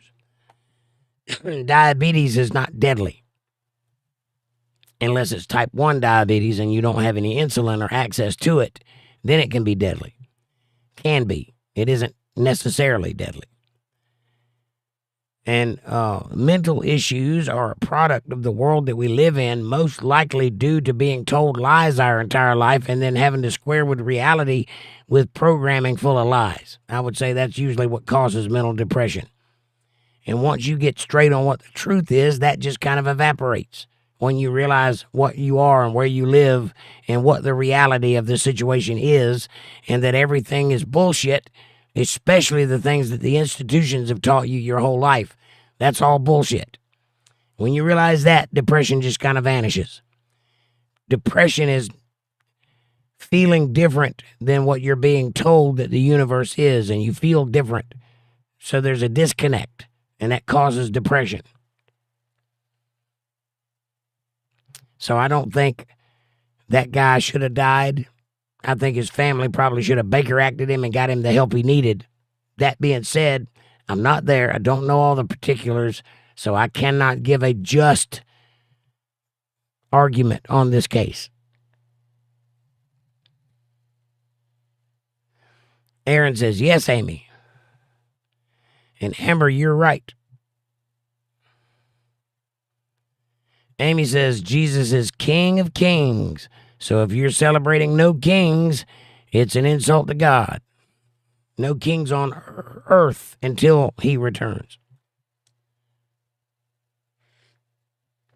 More specifically, no kings in America. That's what they're saying. Which we don't have a king in America, so they're saying nothing at all. It's really just a waste of time. It's like protesting that oranges shouldn't run the country. You can do that, but it's a waste of time because that's not an issue. So you're really just cosplaying a protester. So I actually appreciate the No Kings protesters because they're actually not causing any real harm. They're getting their kink out where they get to protest and, hell no, we won't go. They get to be part of something. But it isn't really weighing anybody down or causing any real problems because we don't have kings. So what are they really doing? I wish more protesters would take that route. Just invent some shit to protest about. And stay out of the way.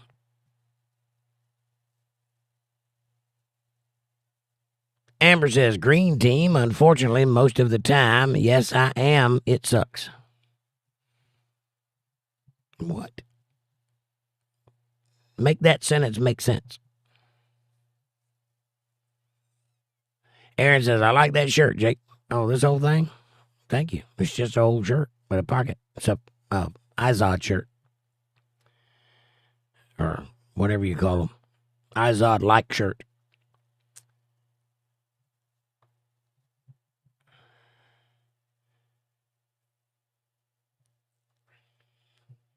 Christine says, did you hear about all the new stuff they're saying about the Shroud of Turin? I called the scam attorney because if you read the Word of God on this, they wrapped Jesus in strips of linen like a mummy. Incorrect. I don't know where you got that information from. It is clearly discussed how Jesus was prepared for burial.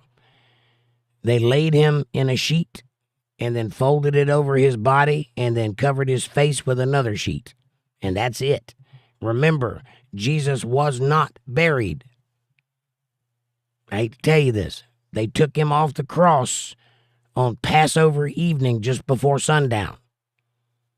That means that Passover's coming and they can't touch dead things on Passover. So they put him in the tomb. They had time enough to wash his body with oil, and that's it. Pluck off a few eyebrows and beard. That's it. They did not finish preparing him for burial. They put the stone in front of the door with intentions to come back after Passover and finish the job. They came back the next morning, and he was gone. So, he was not tied up in strips like a mummy. He was laying on a sheet. They folded it over his body from the head down, and then they placed a cloth, a smaller sheet, over his face and laid him in the tomb. And when he resurrected, one of the accounts of the Gospels says that the two sheets were folded and laid separately on the bed where he was, or on the platform where he was. Folded. So they're not strips, they're linens. I don't know where you got that, but that's incorrect. Here's the thing about the Shroud of Turin. It very well could be part of the linen that covered Christ's body.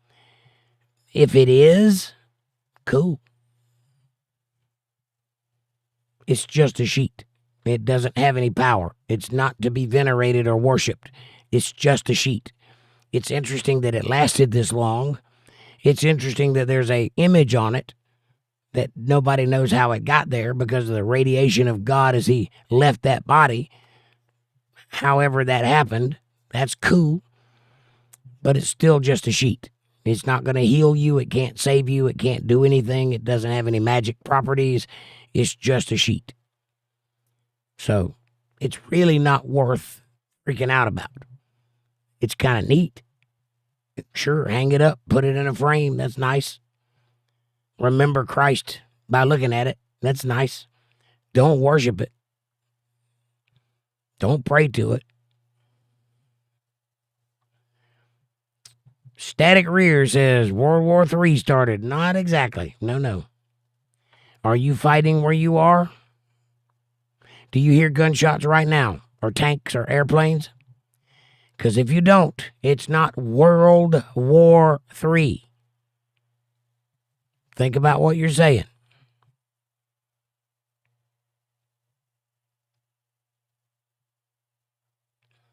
Right. The shroud is one single piece over the whole body. He was wrapped in linen and folded piece of cloth was only placed on. Yeah. What? I thought you said you thought he was wrapped like a mummy. Did you write that wrong, or did I read it wrong? I don't know, because further down in the chat, it contradicts himself again and says,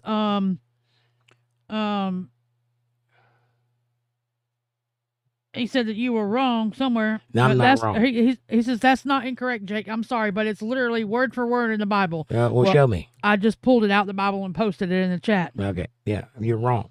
If I read it wrong, then I apologize, but that's incorrect. Unless you said it like they said that. I read it like you said that.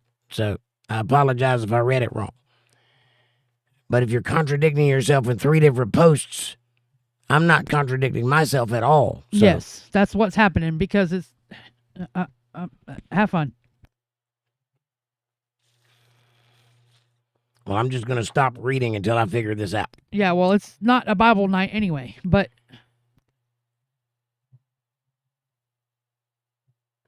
All right. There were 2 pieces of linen. There was a long piece and a short piece. They folded one piece over his body and placed another piece over his face. That's it. He was not finished for burial.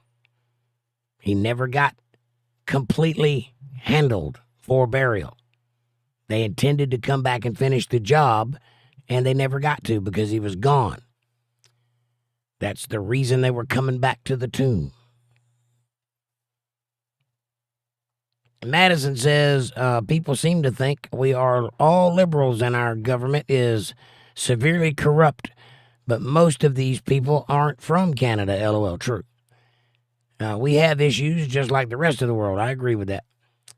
Yeah, I don't think that. I think that Canada has its issues and America has its issues.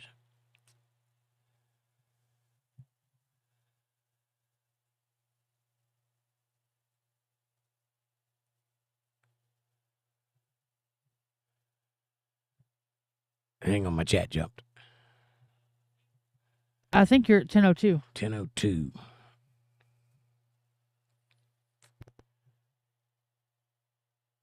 Yep, that's where I'm at. Debbie says, Aaron, what color is Jake's shirt?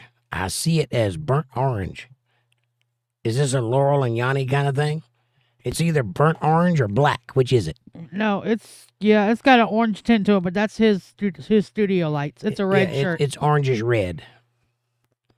It's mostly red. It's got white stripes on it, but they're kind of dingy looking. Might be yellow. I don't know. But it is, the studio lights changes the color. See, I'll show you. Let me get in here and alter some settings for you. Freak your mind out. Watch this.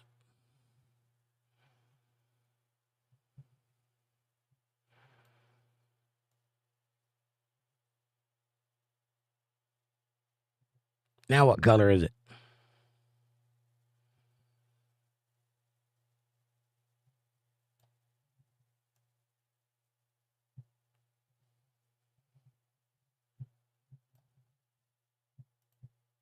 How about that?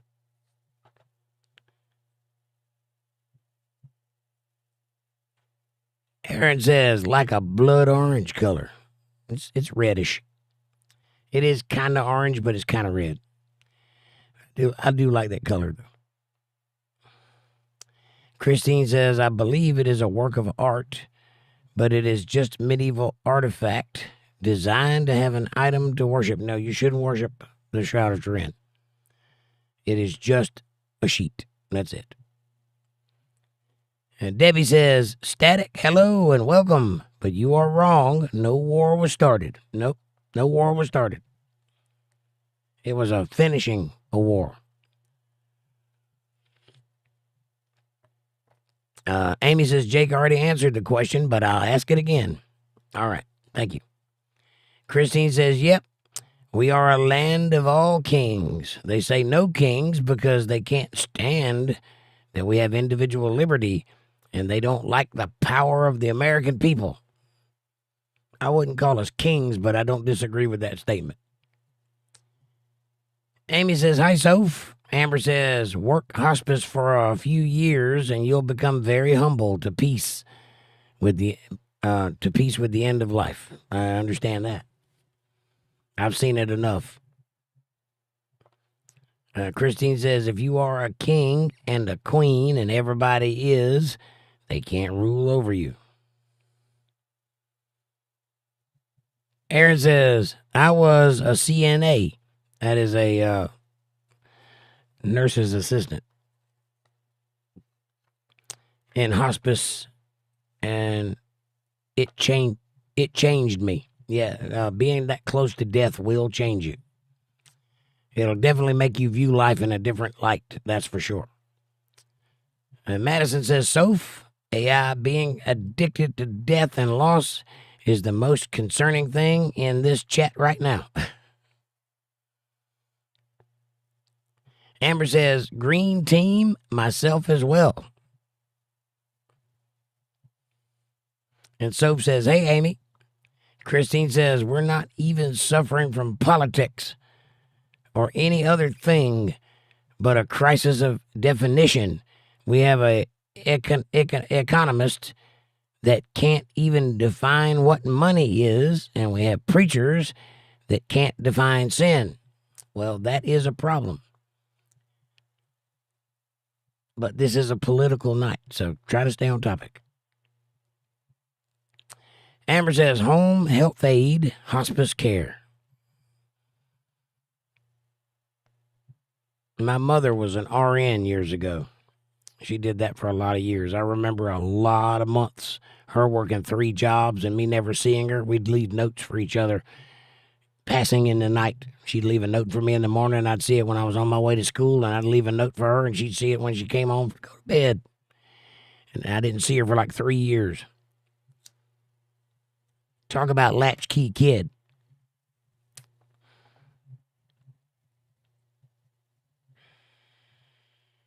Amy says, I couldn't work in a nursing home. I have issues losing people. Yeah, that is a thing that takes some time to get used to. And you have to be a very special kind of person to deal with that, because if you have empathy, which you need to work in that environment, it is going to take a toll on you. You really have to learn how to turn it on and off and work with it, to use it, right? That is not something everybody can do. So those people are special. Amy says, get attached to a patient and then come in the next day and they're gone. I'm not strong enough for that much grief. Well, see, you're not supposed to get attached to the patients. There's a reason that doctors treat us like numbers, and it's a very practical reason, because if they get attached, it will ruin their life, because they're going to see a lot of us. We're only going to see one of them. It's not a fair trade.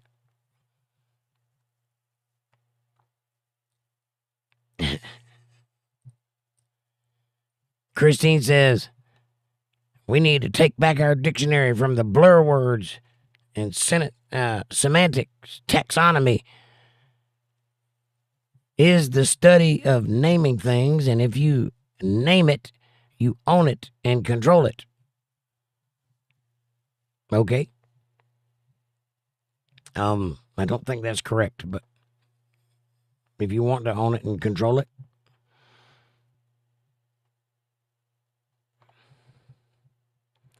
Aaron says, I was all people had sometimes. My mom talked to God and asked to go ape and pointed up. To go age pointed up.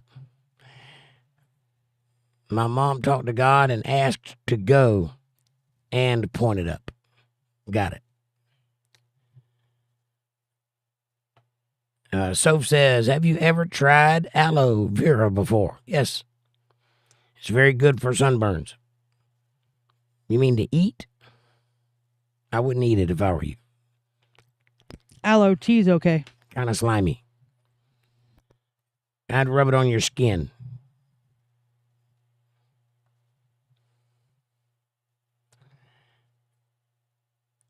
Madison says, yes, Soph, it's very healthy for your skin.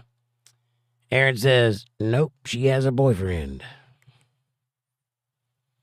Amber says, Jake, my Nana Carter talked like that her last few days. Angels sitting on clouds and large groups of angels singing. Yeah, isn't that weird? For somebody that doesn't believe in God, there sure are a large number of people across multiple countries that have the same visions near death. For there not to be something going on there. It ain't like it's just a uniquely American thing. Amy says, for 2 years. Dang it, LOL, says Aaron. And Aaron says, my stomach, Amanda, got me laughing. She's good like that. Amanda? Yeah, I don't even know where we're at. LOL, Aaron. Oh, LOL, Aaron. Pay attention, woman. My chat's jumping all over the place, and plus I'm trying to see the people coming in the bottom. Right. But my chat's jumping all over the place, and if you're not paying attention, I'm lost. I am paying attention, but I didn't know where I was at that particular point in time.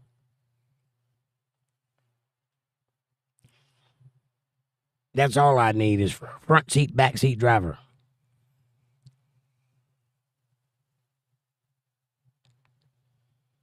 Amy says, answer it for Aaron because he wasn't here when you answered the first time.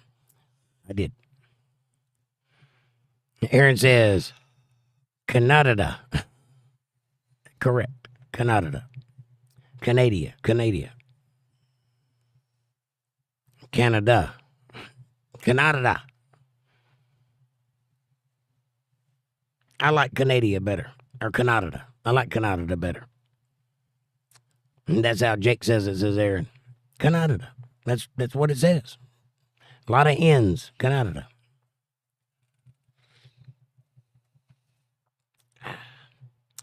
Amy says Aaron and I have intense discussions about serious things, and we also have long conversations about nothing important too. He truly is an amazing guy. I know he is. And Madison says, yeah, I know, LOL, about how I pronounce it. You know I'm teasing. You know I don't mean no harm. And Debbie says, Madison, that is Aaron speak for Jake already answered it.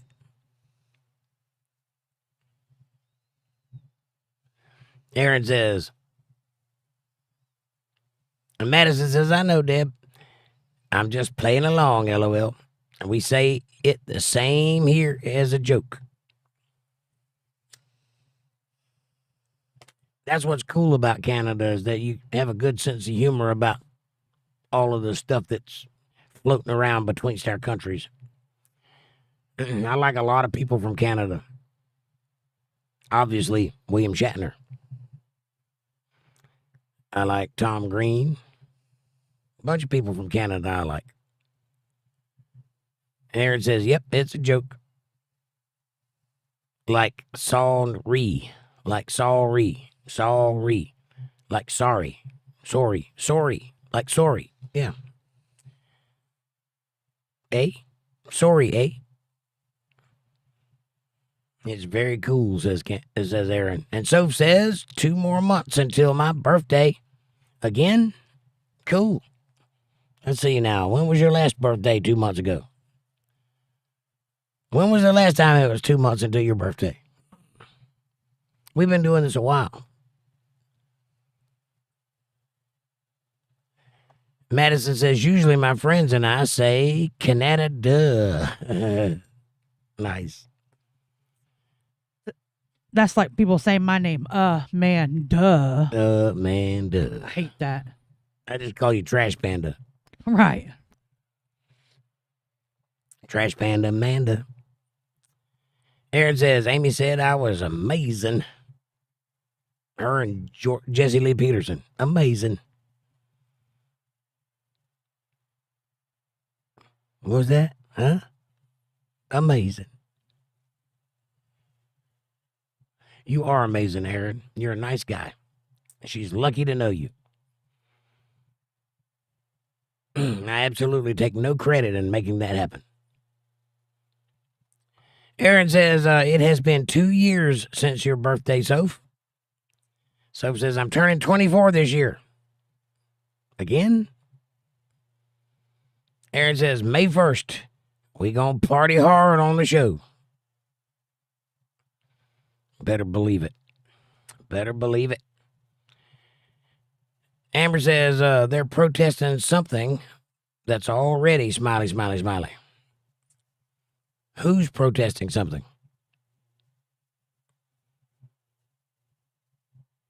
Aaron says, yep, I haven't turned since 22. Christine says, that's not incorrect, Jake. I'm sorry, but it's literally word for word in the Bible. Where? Where is it at in the Bible? Give me the verse. I've got to know where it says that Jesus was wrapped up like a mummy in strips.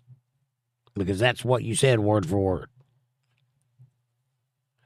Now, if I read that wrong, I apologize. Again, I do tend to get things wrong. You are speaking in volumes instead of texts, so it is possible for me to get things wrong.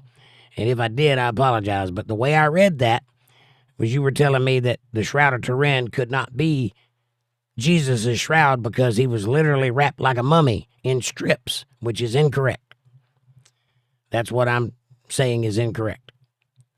And then I proceeded to say what you said a page later. The same thing. The sheet folded over him and the cloth placed on his face. And if that's what you're saying is correct, then that is correct. And that is what the Bible says.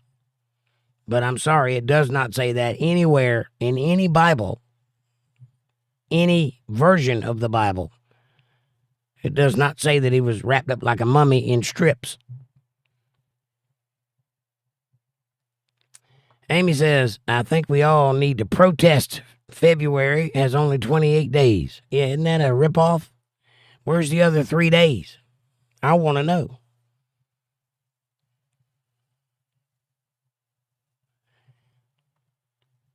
And Linda says, when it's my time, I have a stash that will help me on my way. I have seen too much suffering, and I wouldn't want to put my family through that. That is understandable.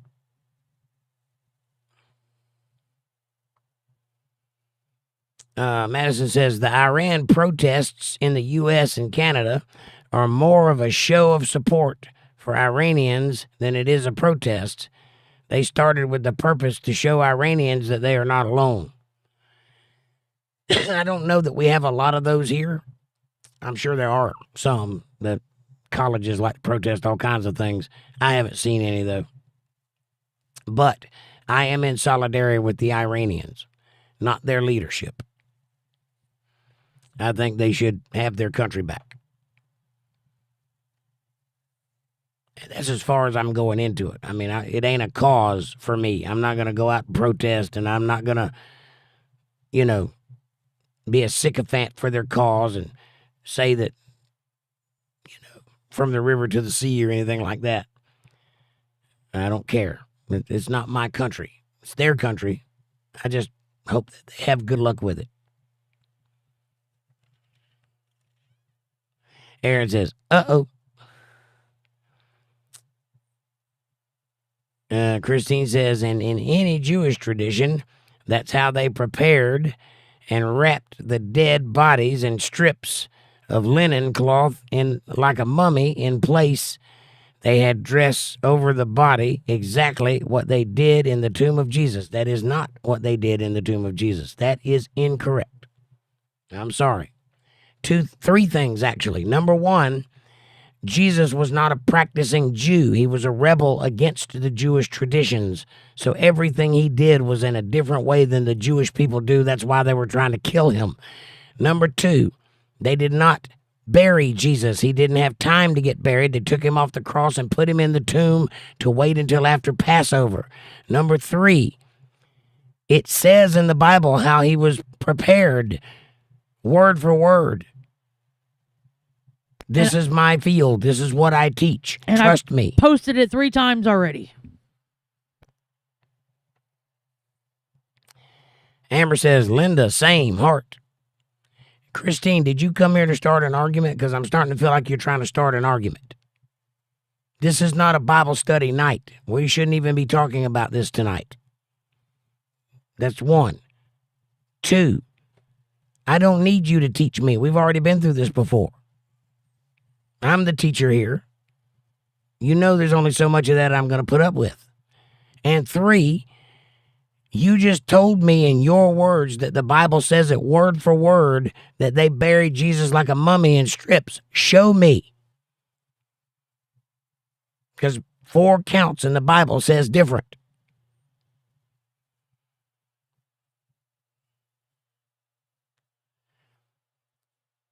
The Bible is so big and difficult, it's easy to get confused. Well, I've read it like 5 times on this channel. It's not that big. It's 66 books, which I've been through several times here.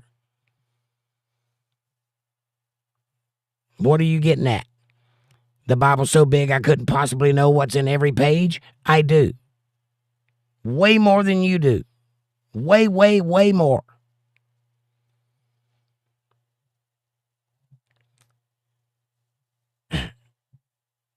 But it is 100% word for word in the Word of God and is accurately aligned with Jewish traditions and burial. Wrong. Wrong, wrong, wrong, wrong, and wrong. There's nothing about Jewish tradition that is in the Bible other than their origins. Jesus didn't follow Jewish tradition. That's the reason he was called a rebel. It was the Jewish rabbis, the high priest Caiaphas, that wanted him dead. Why? Because he was pulling people away from the Jewish tradition of things. What do you call a running turkey, says Soph? I don't know what. A tofurkey? A fast turkey? Turkey break?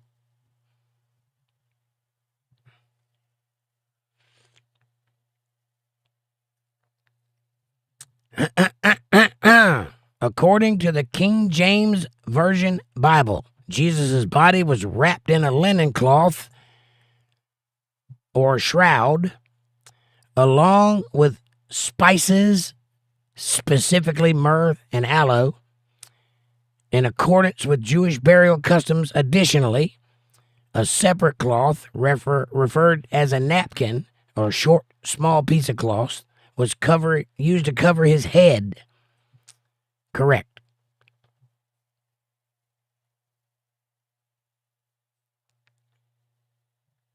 Madison says, for fun, useless fact, preparing the dead is what triggered widespread Ebola in Africa. Yes. Because it was traditional to clean and groom bodies, and the entire village would catch the disease during.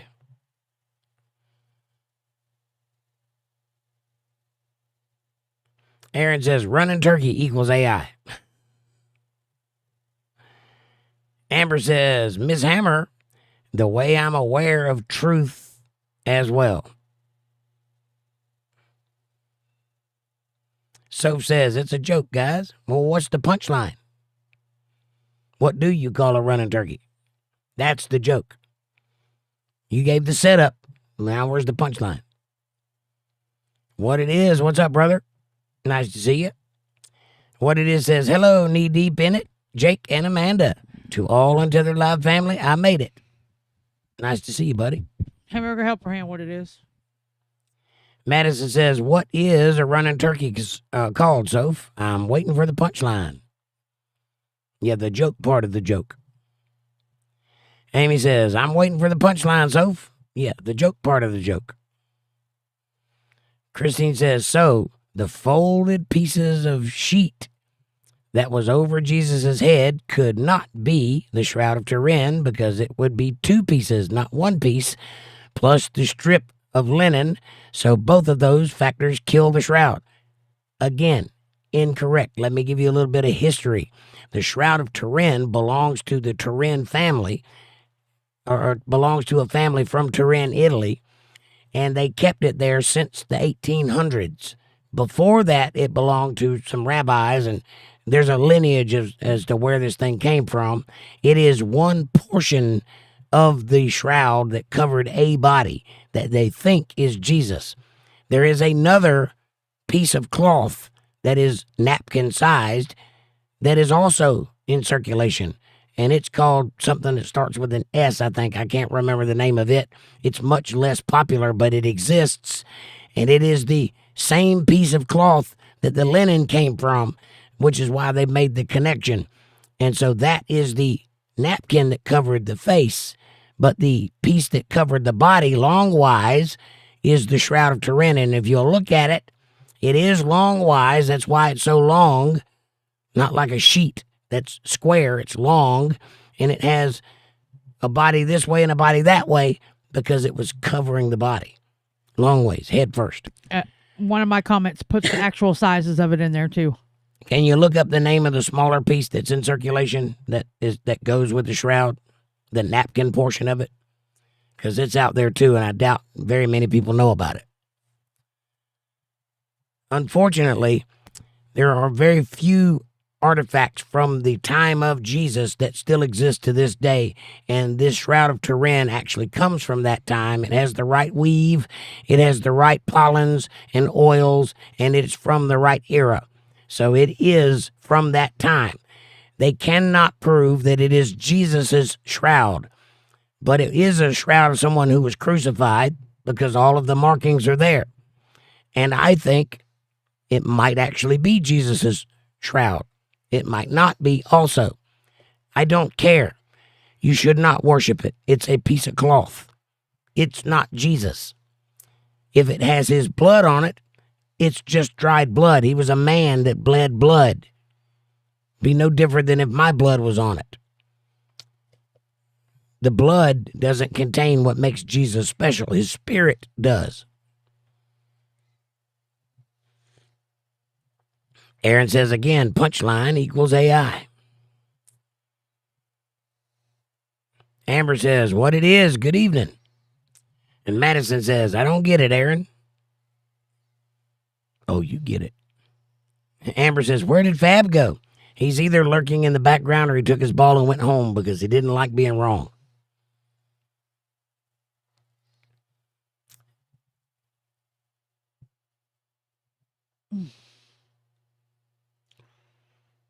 What was that, Amanda? That's the thing you wanted in the very bottom of the chat. Okay, could you just read it since I'm talking about it now? The King James Version of the Bible, the napkin mentioned in John 27, which was wrapped around Jesus' head, is called the napkin. That was about his head, or more formally, the headcloth or the siderum. Siderum. It is described as being wrapped together in a piece by itself, separate from the other linen cloths. Right. Well, I don't want to know what the Bible says it is. I want to know what the people of Earth say it is now that they have it in a collection in a museum somewhere. It still exists. It's out there like the Shroud of Turin. And it is connected to the Shroud of Turin. The people know that it is the same cloth. But it's called something, and I think it starts with an S. And I think you just said it. I think I did. Because it's in parentheses. Yeah, well, look that up I am. and give information about that thing.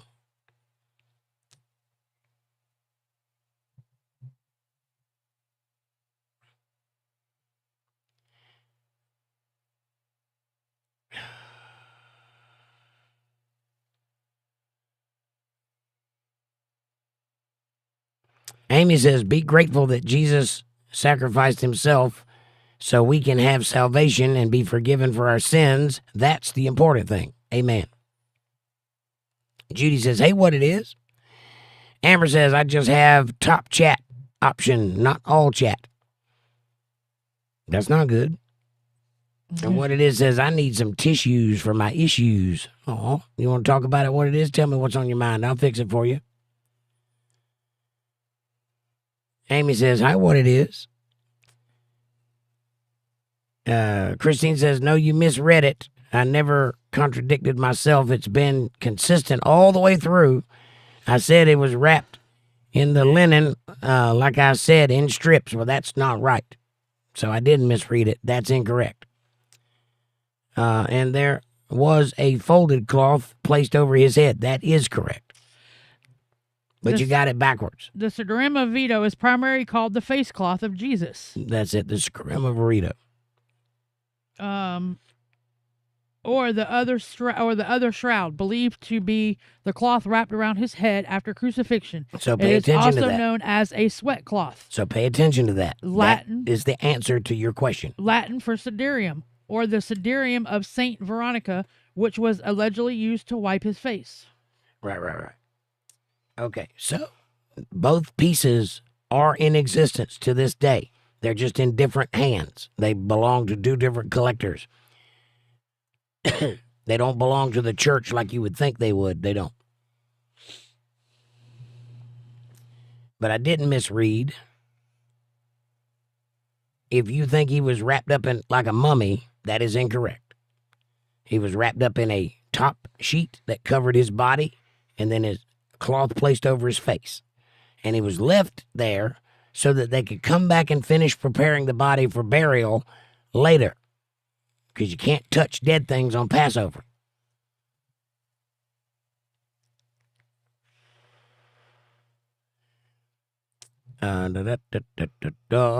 Which disproves the Shroud of Turin. Well, I just proved it. So that it is the same shroud that they're talking about. Because it was one cloth. If it was true, it would be two cloths. It is two cloths. Jesus was not buried of Jewish traditions. Correct. For the 100th time. Customs and traditions are different things. And he wasn't buried. He was put in a hole. He's put in a tomb. He was put in Joseph of Arimathea's tomb. Joseph gave his tomb up for Jesus to be stored in. And then later buried in. There was just start skipping the comments. I'm over it. I'm fixing to block. Don't get upset. He believes what he believes. I have the right to correct him on it. Yeah, well, when he's saying that the Bible's wrong and that we're wrong, the Bible is not pulling, wrong, and I'm not wrong. The stuff right out of the Bible. Don't get upset. This is a teaching moment for everybody listening. This is what happens when belief comes up against fact. These are not my beliefs. This is from the Bible, source from the Bible. It's not something I believe. And again, I hold no concern for the Shroud of Turin. I don't believe it is a special object in any way. It's just a piece of cloth. But it might be the cloth that covered Jesus. And if it is, neat. Maybe we can learn something from it. Who knows? Maybe we can't. Don't know. If anything, they'll figure out how that symbol was made on there eventually. Aaron says, Madison, I'll have to explain later, but it's not offensive to you. Aaron says, burnt orange. It might be. Madison says, no, explain it now. I'll have my answer now. Don't wait for the translation. Answer me now.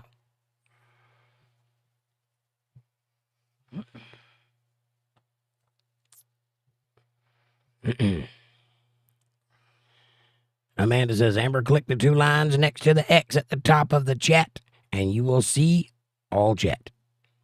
The 3 dots, says Amy. Amber says, tissues for my issues? Tell us about it, what it is. What's the problem? Patty Donahue, long time no see, honey. How you been? I've been worried about you. Where have you gone off to? Nice to see you. I thought you just abandoned us. Nice to have you back. What it is says, stop, Jake. I'm having a flashback. Of what? What am I supposed to stop? Talking? It's not possible. This thing doesn't shut off. Amy says, Patty.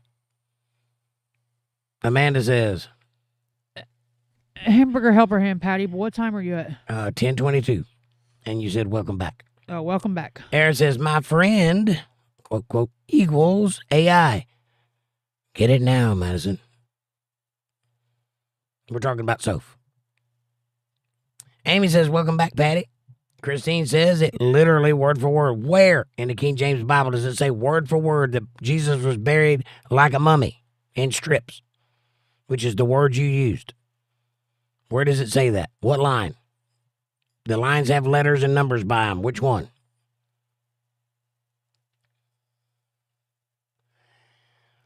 That they wrapped his body in linen and they folded the cloth over his head.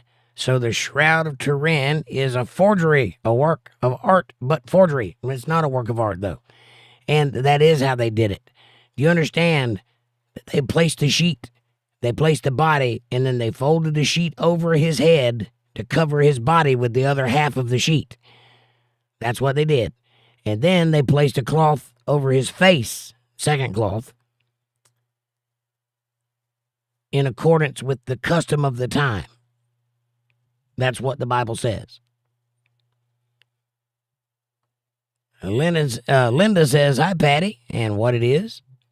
Aaron says, the legend, Patty's in the house. Amber says, hamburger helper hand again, friends. What it is says, notice China and Russia are staying quiet. I do notice this. It's interesting how it's like a movie. We get attacked by one enemy at a time. And the rest just wait in the background while we fight the one guy. It's almost like a movie script. Coincidence? I think not. Patty says, I thought I was blocked. Why would you be blocked? I love you, Patty. Why would I ever block you? You were not blocked. Never, Patty. What made you think you were blocked? Amy says, be right back. I need more chili. Oh, you got chili? Well, what the hell? What's wrong with this picture? You do too. You just did say you wanted chili. I want chili. Okay, I'll make you chili tomorrow night. Amber says, absolutely no doubt. I view life differently. It's good. The wrong way to get on my bad side real quick is to question me about the Bible.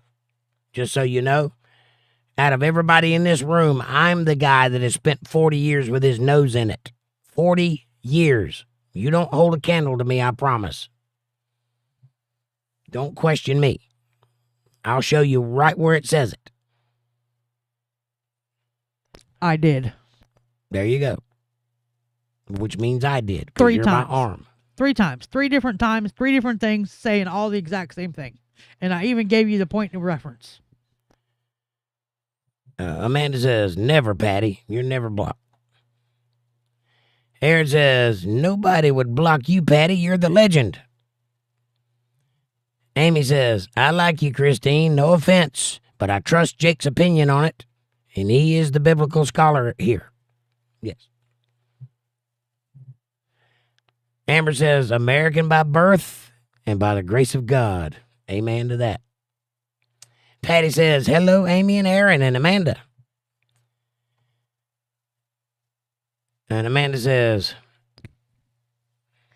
and I posted it right from the Bible already, Amy. Judy says, hey, Patty. Amy says, thanks for that, Amanda. And Patty says, hi, Judy. Diva Forever, or Diva Fever, says, you have a beautiful singing voice. Well, thank you. Not so much anymore, though. I've lost it, but thank you for the compliment, Diva. I do, however, have a lot of videos of me when I could sing. You're welcome to go check those out. Unfortunately, I can't sing very well anymore. Thanks to COVID-19, I lost my moneymaker.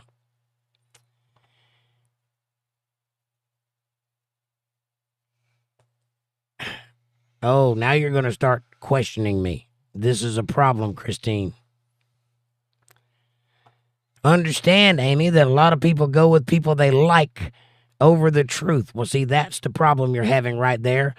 Unlike you, Amy has taken the time to sit with me for hours and thousands of videos of me telling her the truth and her verifying it, which is why she trusts me, not because she likes me. In fact, she doesn't like me all that especially much. So you're incorrect on both counts. But there's a reason people trust me, and it ain't because they like me. It's because I tell the truth and I show the receipts. As opposed to somebody coming in the chat that hasn't been here in forever and starting some shit and not bringing any receipts. See, you're just saying things. You're not showing where you got it from. These people already know where I got it from because I showed it to them already. Because we talk about these things. It's called a relationship, which you currently do not have.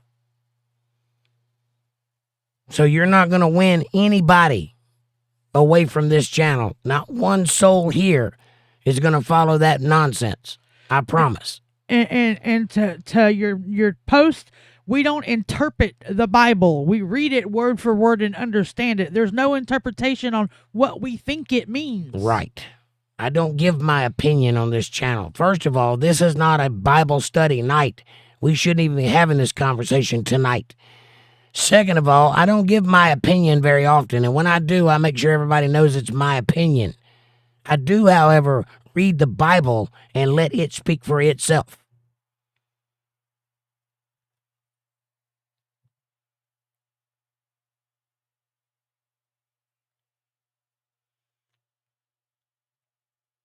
Truly, I have no ball or leg in this race. Then why are you trying so hard to prove me wrong on something you have lost already? Literally is facts. It's word for word, the Bible. You're going against the Bible. Oh, no, I'm not. No, I'm not. You haven't posted one Bible verse despite the fact that I've asked you 4 times now to tell me where in the Bible it says that. Not one verse. I, however, have posted 3 times the verse that says exactly what you're talking about is incorrect. And then I gave you a visual reference of how it works so that you could see it happen. What have you done?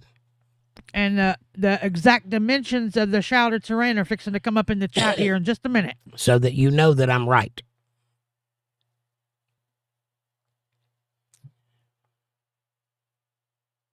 Amber says, let AI eat the aloe plant. No. Even AIs get a bad taste in their mouth over that. Amanda says, 1027. The Shroud of Turin is a single piece of linen cloth. Dimensions: it measures approximately 14 feet 3 inches long and 3 feet 7 inches wide. Now, if you take a 14-foot sheet and fold it in half, what do you have? That's a 7-foot spread. Now, if you take a 6-foot tall man and put inside of that 7-foot spread and lift it up a foot, because that's about how wide a body is, how much does that cover of the human body? All of it. Except for the feet. Now, why would you put a sheet over the face? Well, because this thing called rigor mortis causes the body to stiffen up, and sometimes they spasm while they're going through death. I don't know if you're aware of this or not, but it is possible for the human body to sit up while it's dead and remove the sheet from its face. So the second layer is to prevent that from happening. That's why it was done that way. And also because they weren't putting him to rest that moment, because it was Passover coming up. You can't touch dead things. That's why they wanted him off the cross. That's why they went on out there to kill him. He was already dead. Get him off the cross before sundown. See? Now, they put him in the tomb and put the stone there so that nobody would disturb the body. They put Roman centurions out to guard it. 3 of them. They put a Roman seal on the stone, which is 2 pins and a chain and a pin in the middle. And a seal of wax on top of that, so that if it were disturbed, anybody would know about it. Just go on. He's been timed out. Christine has? Yep. Why? Because he's just going on about the same stuff over and over and over again, and we've asked him to stop. Everybody's tired of hearing it. Okay. Well, I trust your judgment.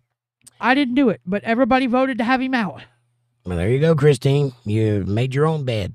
And then I suggest that you fold the sheet over when you're laying in it. And then he's going to sit here and argue with me saying that he's your first supporter. He's got a badge. I've been here longer than he has. Well, I don't see a badge. Where is the badge? I see a white name, Christine Marshall. I don't see a badge. He says, I literally have a badge from YouTube. I posted. It's on my channel. It's literally a badge from being your first supporter, not your second or your third, your first. I've been here longer than he has. Well, that's true, but you did have a membership once, but you let it lapse. So you're not still a supporter of me, just so you know. But that doesn't matter. The support has nothing to do with whether you get to be here or not. You support because you believe in what I'm doing. You clearly do not believe in what I'm doing since you're trying so hard to prove me wrong. But if you think supporting me buys you the right to question me, it doesn't. It doesn't. It buys you the right to talk to me. That's it. It buys you the right to be part of this community. That's it. And it says, a founding member of Untethered Live, I started supporting them before everyone else, and this was posted 8 months ago. Well, I have the records I know. all the way back to the beginning, and you were among my first supporters, but you quit being one of those. You have to keep the membership up in order for it to count. Doing it once, a long time ago, is not the same thing as supporting me. So you can't use that as an argument. I've had my membership since the day he got monetized and have not lost it. So there's that. And there are 10 people that are in that list. You're one of them, but you didn't keep it up. So using that as an argument is pretty petty. But anyway, there's other people in the chat that are having decent conversation. Right. I'd rather have On a political night. I'd rather have that conversation. Well, that is your choice. And know that I didn't kick you out. I would gladly keep arguing with you to everyone else's dismay because I believe in telling the truth and getting it straight. Well, he doesn't want to hear it. Since you've been timed out, you have time to sit and think about it. I suggest you do that. And if you want to keep having arguments like this with me, I suggest you get that membership back.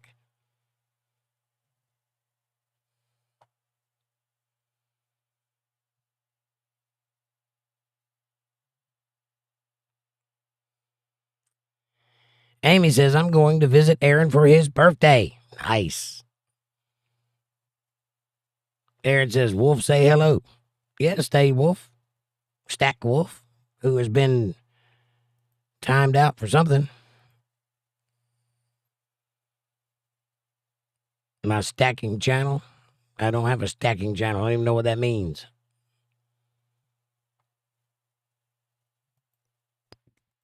I don't either, but it just was repeating himself with the same stuff pretty much. Aaron says, okay, you done yet? I will try to go back and read all of this later, Christine, but I'm not going to make any promises. It's getting late. It's 11:05. Linda says, I don't think it was that long ago that Soph's boyfriend took her out for her birthday. Did she get 2 birthdays this year? I don't think it was a year. I think it was his birthday they went out. Might have been. There's been a lot of birthday talk from that area. I don't remember whose birthdays, but yeah. Madison says, EYO. May 1st is when Vic is supposed to come back. Nice. I hope he does.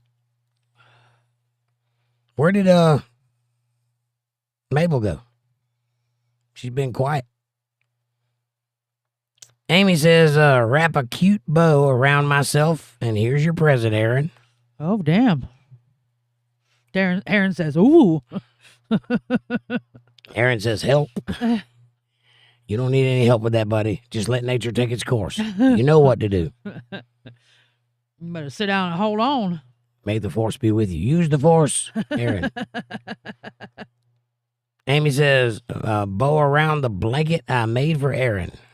Freudian slip. Debbie says, Amy, that's dirty. No, she made him a gift. She's just going to put herself in it.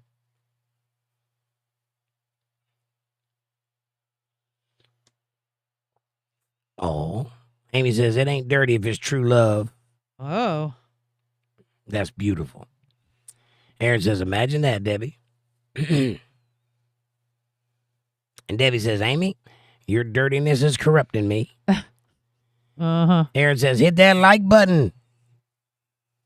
And get to tickling with politics. Tickling with politics. That's right. Get to tickling. To political with me. Yeah, we're supposed to be talking about politics. I guess this is a political hot button, but not the one I was prepared to talk about.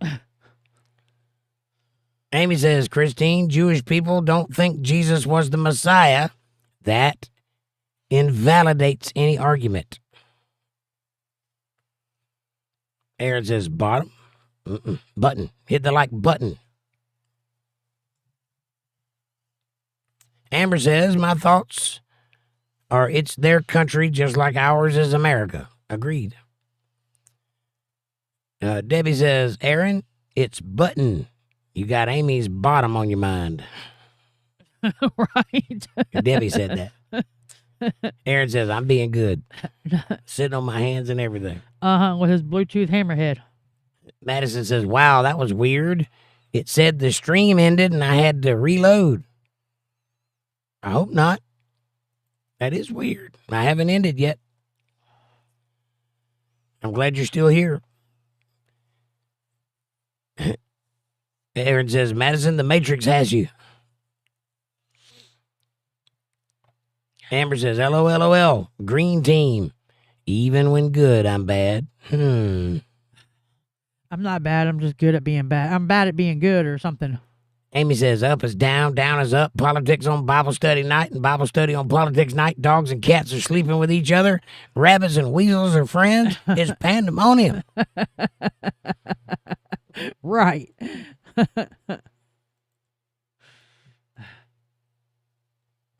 Aaron says, peace. Amber says, usually when I'm bad, I'm even better. Amy says, quick draw hammerhead. Bluetooth hammerhead to you. Judy says, yay, Amy.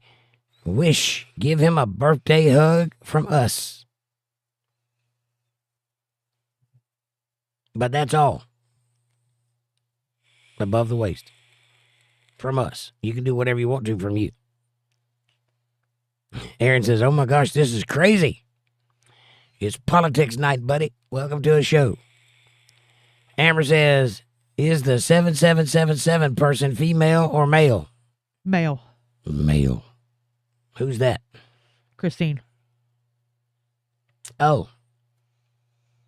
He's male. Male. Amy says, LOL, Amber. You crack me up. Amanda says, John 19:40. Then took they the body of Jesus and wound it in linen cloth with the spices, as the manner of the Jews is to bury.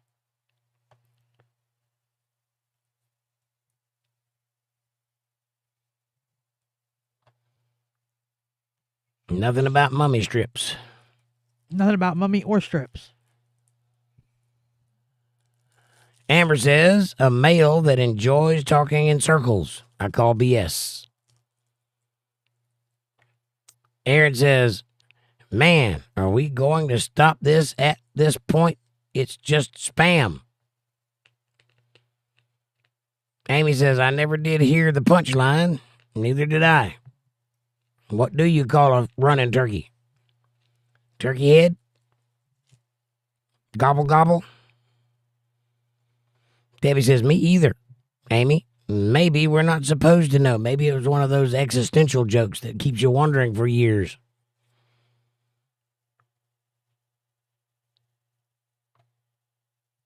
Amber says, telling y'all that is a bot and doesn't understand jokes or punchlines. Kind of makes you wonder, doesn't it? Aaron says, I don't care. Amy says, popcorn. Amber says, I'm more interested in the dude enjoying talking in circles. Well, when you start insulting the host, that doesn't get you very far, apparently. Debbie says, Amy, I Googled it. What do you call a running turkey? Fast food. Aaron says, I'm over it. And Judy says, please, Christine, stop. Amber says, Christine, where are you at? USA? And Aaron says he will stop, apparently.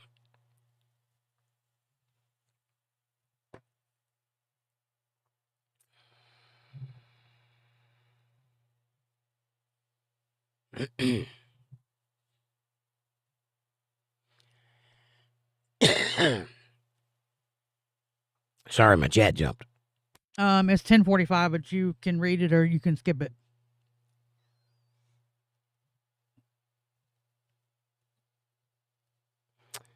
Amy says, reminds me of a three-legged chicken.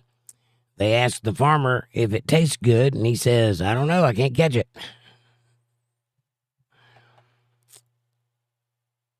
Amanda says, That's another you can read or skip. It's a two-parter.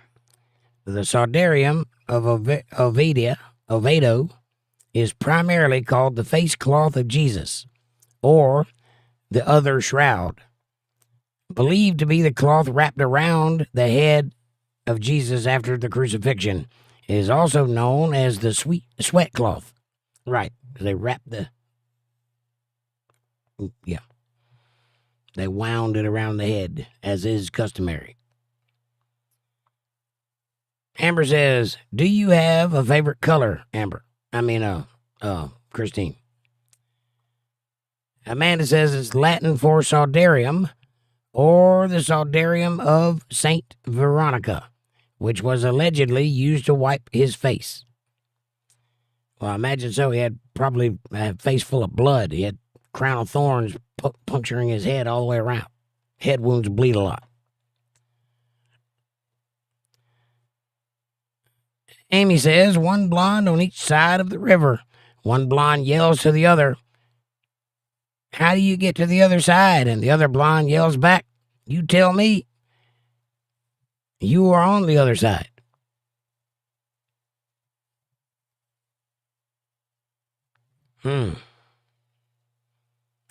Judy says, LOL, Amy. Debbie says, ha ha ha, Amy. Amber says, I enjoy playing 50 questions. No need to be annoying, needing the same thing repeated. Amber says, I'm puffing the bowl. Anybody want a puff? Me. I'd like a puff. I don't even smoke pot. I'm thinking I'm needing it right about now. Amber says, I'm too sober for such shit. Aaron says, facts. Amy says, me too, Amber. And Debbie says, Amber, puff, puff, pass. I need one, Amber, LOL. Patty says, I sure have missed you guys. Well, I've missed you too. Why did you disappear? We've been worried sick about you. And why would you ever think you were banned or blocked? Not from me. Judy says, I need a big puff. And we missed you too, Patty. I need a magic dragon.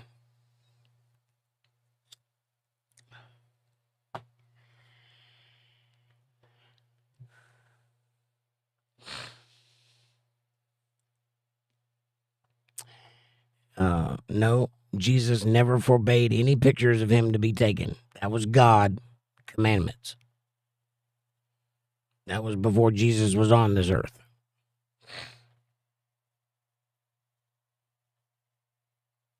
Amanda says, we missed you too, Patty. Aaron says, Patty, you have been needed. Amy says, we missed you, Patty, and you got your phone back, I see. Amber says, someone else missed y'all. Someone else misses y'all. I miss you too, Amber. Amber says, Patty, I see you. Yay, me. Madison says, smiley, smiley. And Amy says, bring them back into the fold, Amber. Who is they? Them. Who's missing us? Are you talking about you know who? Amber says, Christine, I've offered you conversation with other topics. You're being an asshat at this point. That don't bode very well for you there, buddy.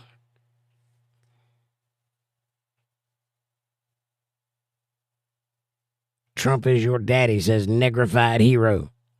I see what you did with the name there. Clever. There's only one problem with that thesis. He's not my daddy. Amy says, looking up at the stars in the sky, spinning in circles, trying to follow the discussion.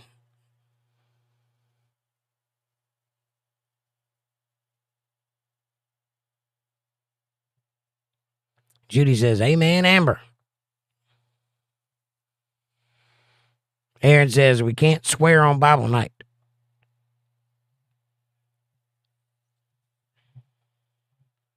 Amber says, I vote Christine dismissed from the group. Anyone second my vote? Judy says, I second it.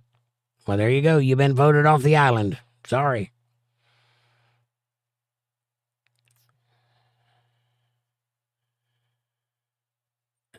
Aaron says, Jake is teaching him, so we wait. But I vote out.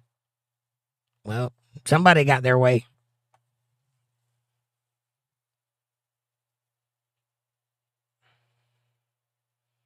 Amber says, I'm backwoods Southern Baptist.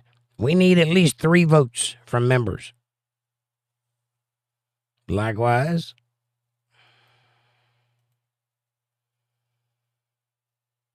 Judy says, he is destroying the whole night. Jake, please make him go away. Well, he's gone. Amy says, did someone mention the other night that there's supposed to be planetary alignment tonight or tomorrow? It's supposed to be tonight, but I haven't heard anybody mention it today. Must not be that awesome. Amber says, motion, then a second, then bye, Felicia. See you, Felicia. Sorry, buddy.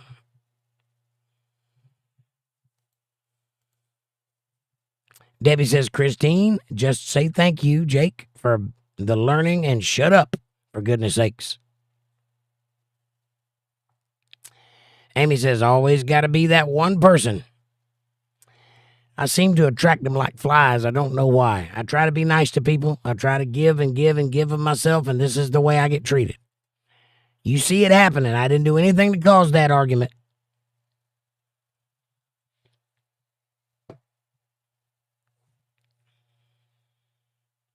Amber says, Jake can't teach someone something they refuse to learn. True. Debbie says, Amanda, beat me to it. Now I will cry. Aw, don't cry. Don't cry for me, Argentina. Aaron says, facts. The end is near. Amanda says, I don't interpret it. I show you exactly what it says. Amber says, been here in forever. Some of y'all know it. Yep. Amy says, yes, Amber. Amber says, Christine, person thingy, are you here from the Sophie invite? No, he's a real person. But he's got his wires crossed, and he'll either figure it out or he won't. Amy says, no balls. He said he has no balls. Amy says, the ball less wonder. Just kidding. Amber says, AI bot Soph, is 777 your friend? No. Judy says, can I be a mod for 5 minutes? Sure. She just wanted to throw Christine out. And Judy says, Aaron, help. Aaron says, enough.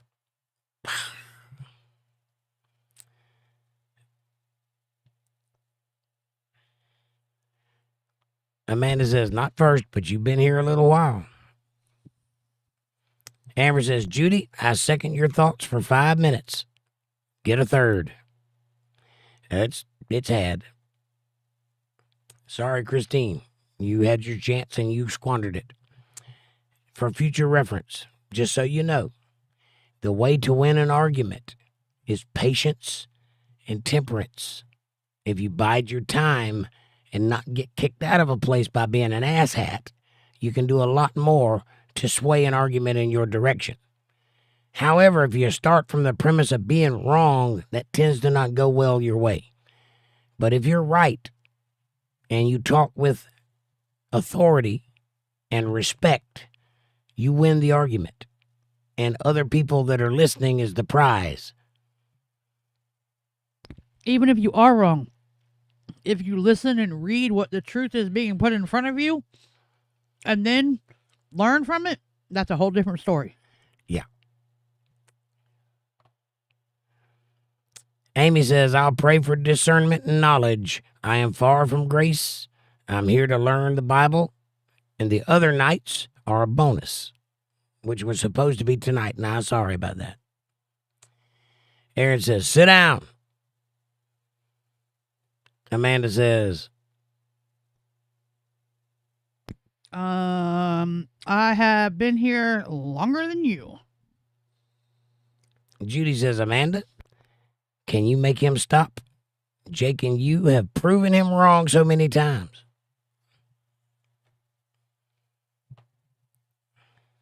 Pippo, I've seen you before.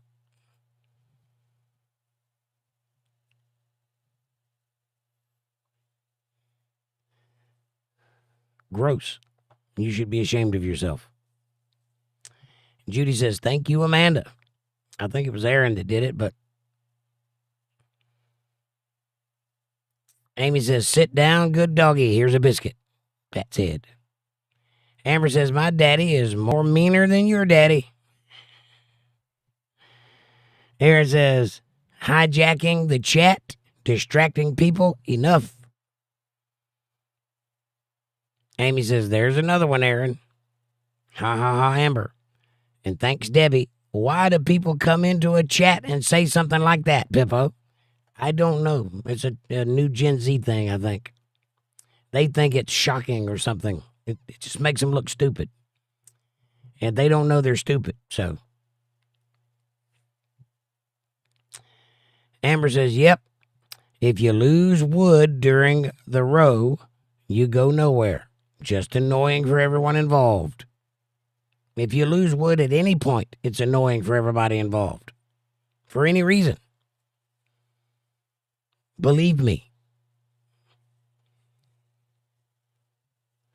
Debbie says, I have no idea, Amy, but I did not want to know the answer. Amy says, my internet is slow, or I would have. Amber says, don't bother reading such, Jake. Annoying. Get super baked before you read it. I'm still baked. Well, somebody read it, I guess. Aaron says, I apologize for the drama, and to Jake and Amanda, I'm sorry. It's all right. No need to apologize, Aaron says, Amy. Aaron says, respect is mandatory. You work hard. I appreciate that. I do work hard. No need to apologize, Aaron. Amy says, feed Jake. He definitely worked hard for us. Yeah, how about that? Get a little of that. Feed Jake. Well, that really burns your butt, doesn't it, Christine?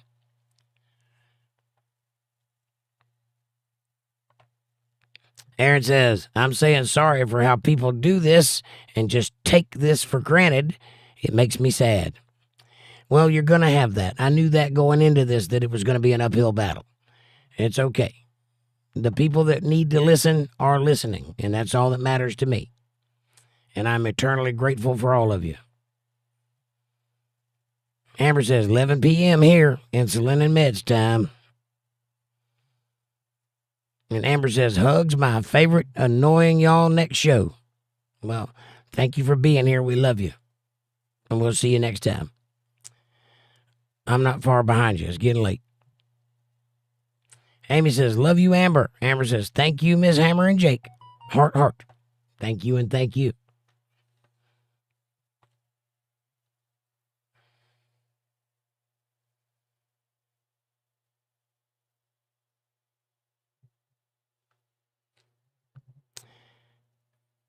Patty says, I love you guys. Heart.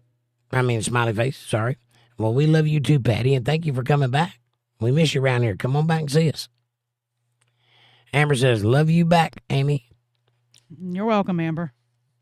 Amy says, mo mummy, mo mummy, mo mummy. And we love you too, Patty.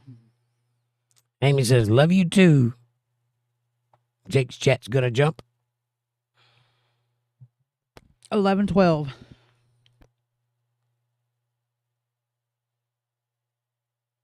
Love you too, Miss Patty. You're a legend. Dairy, says Amanda.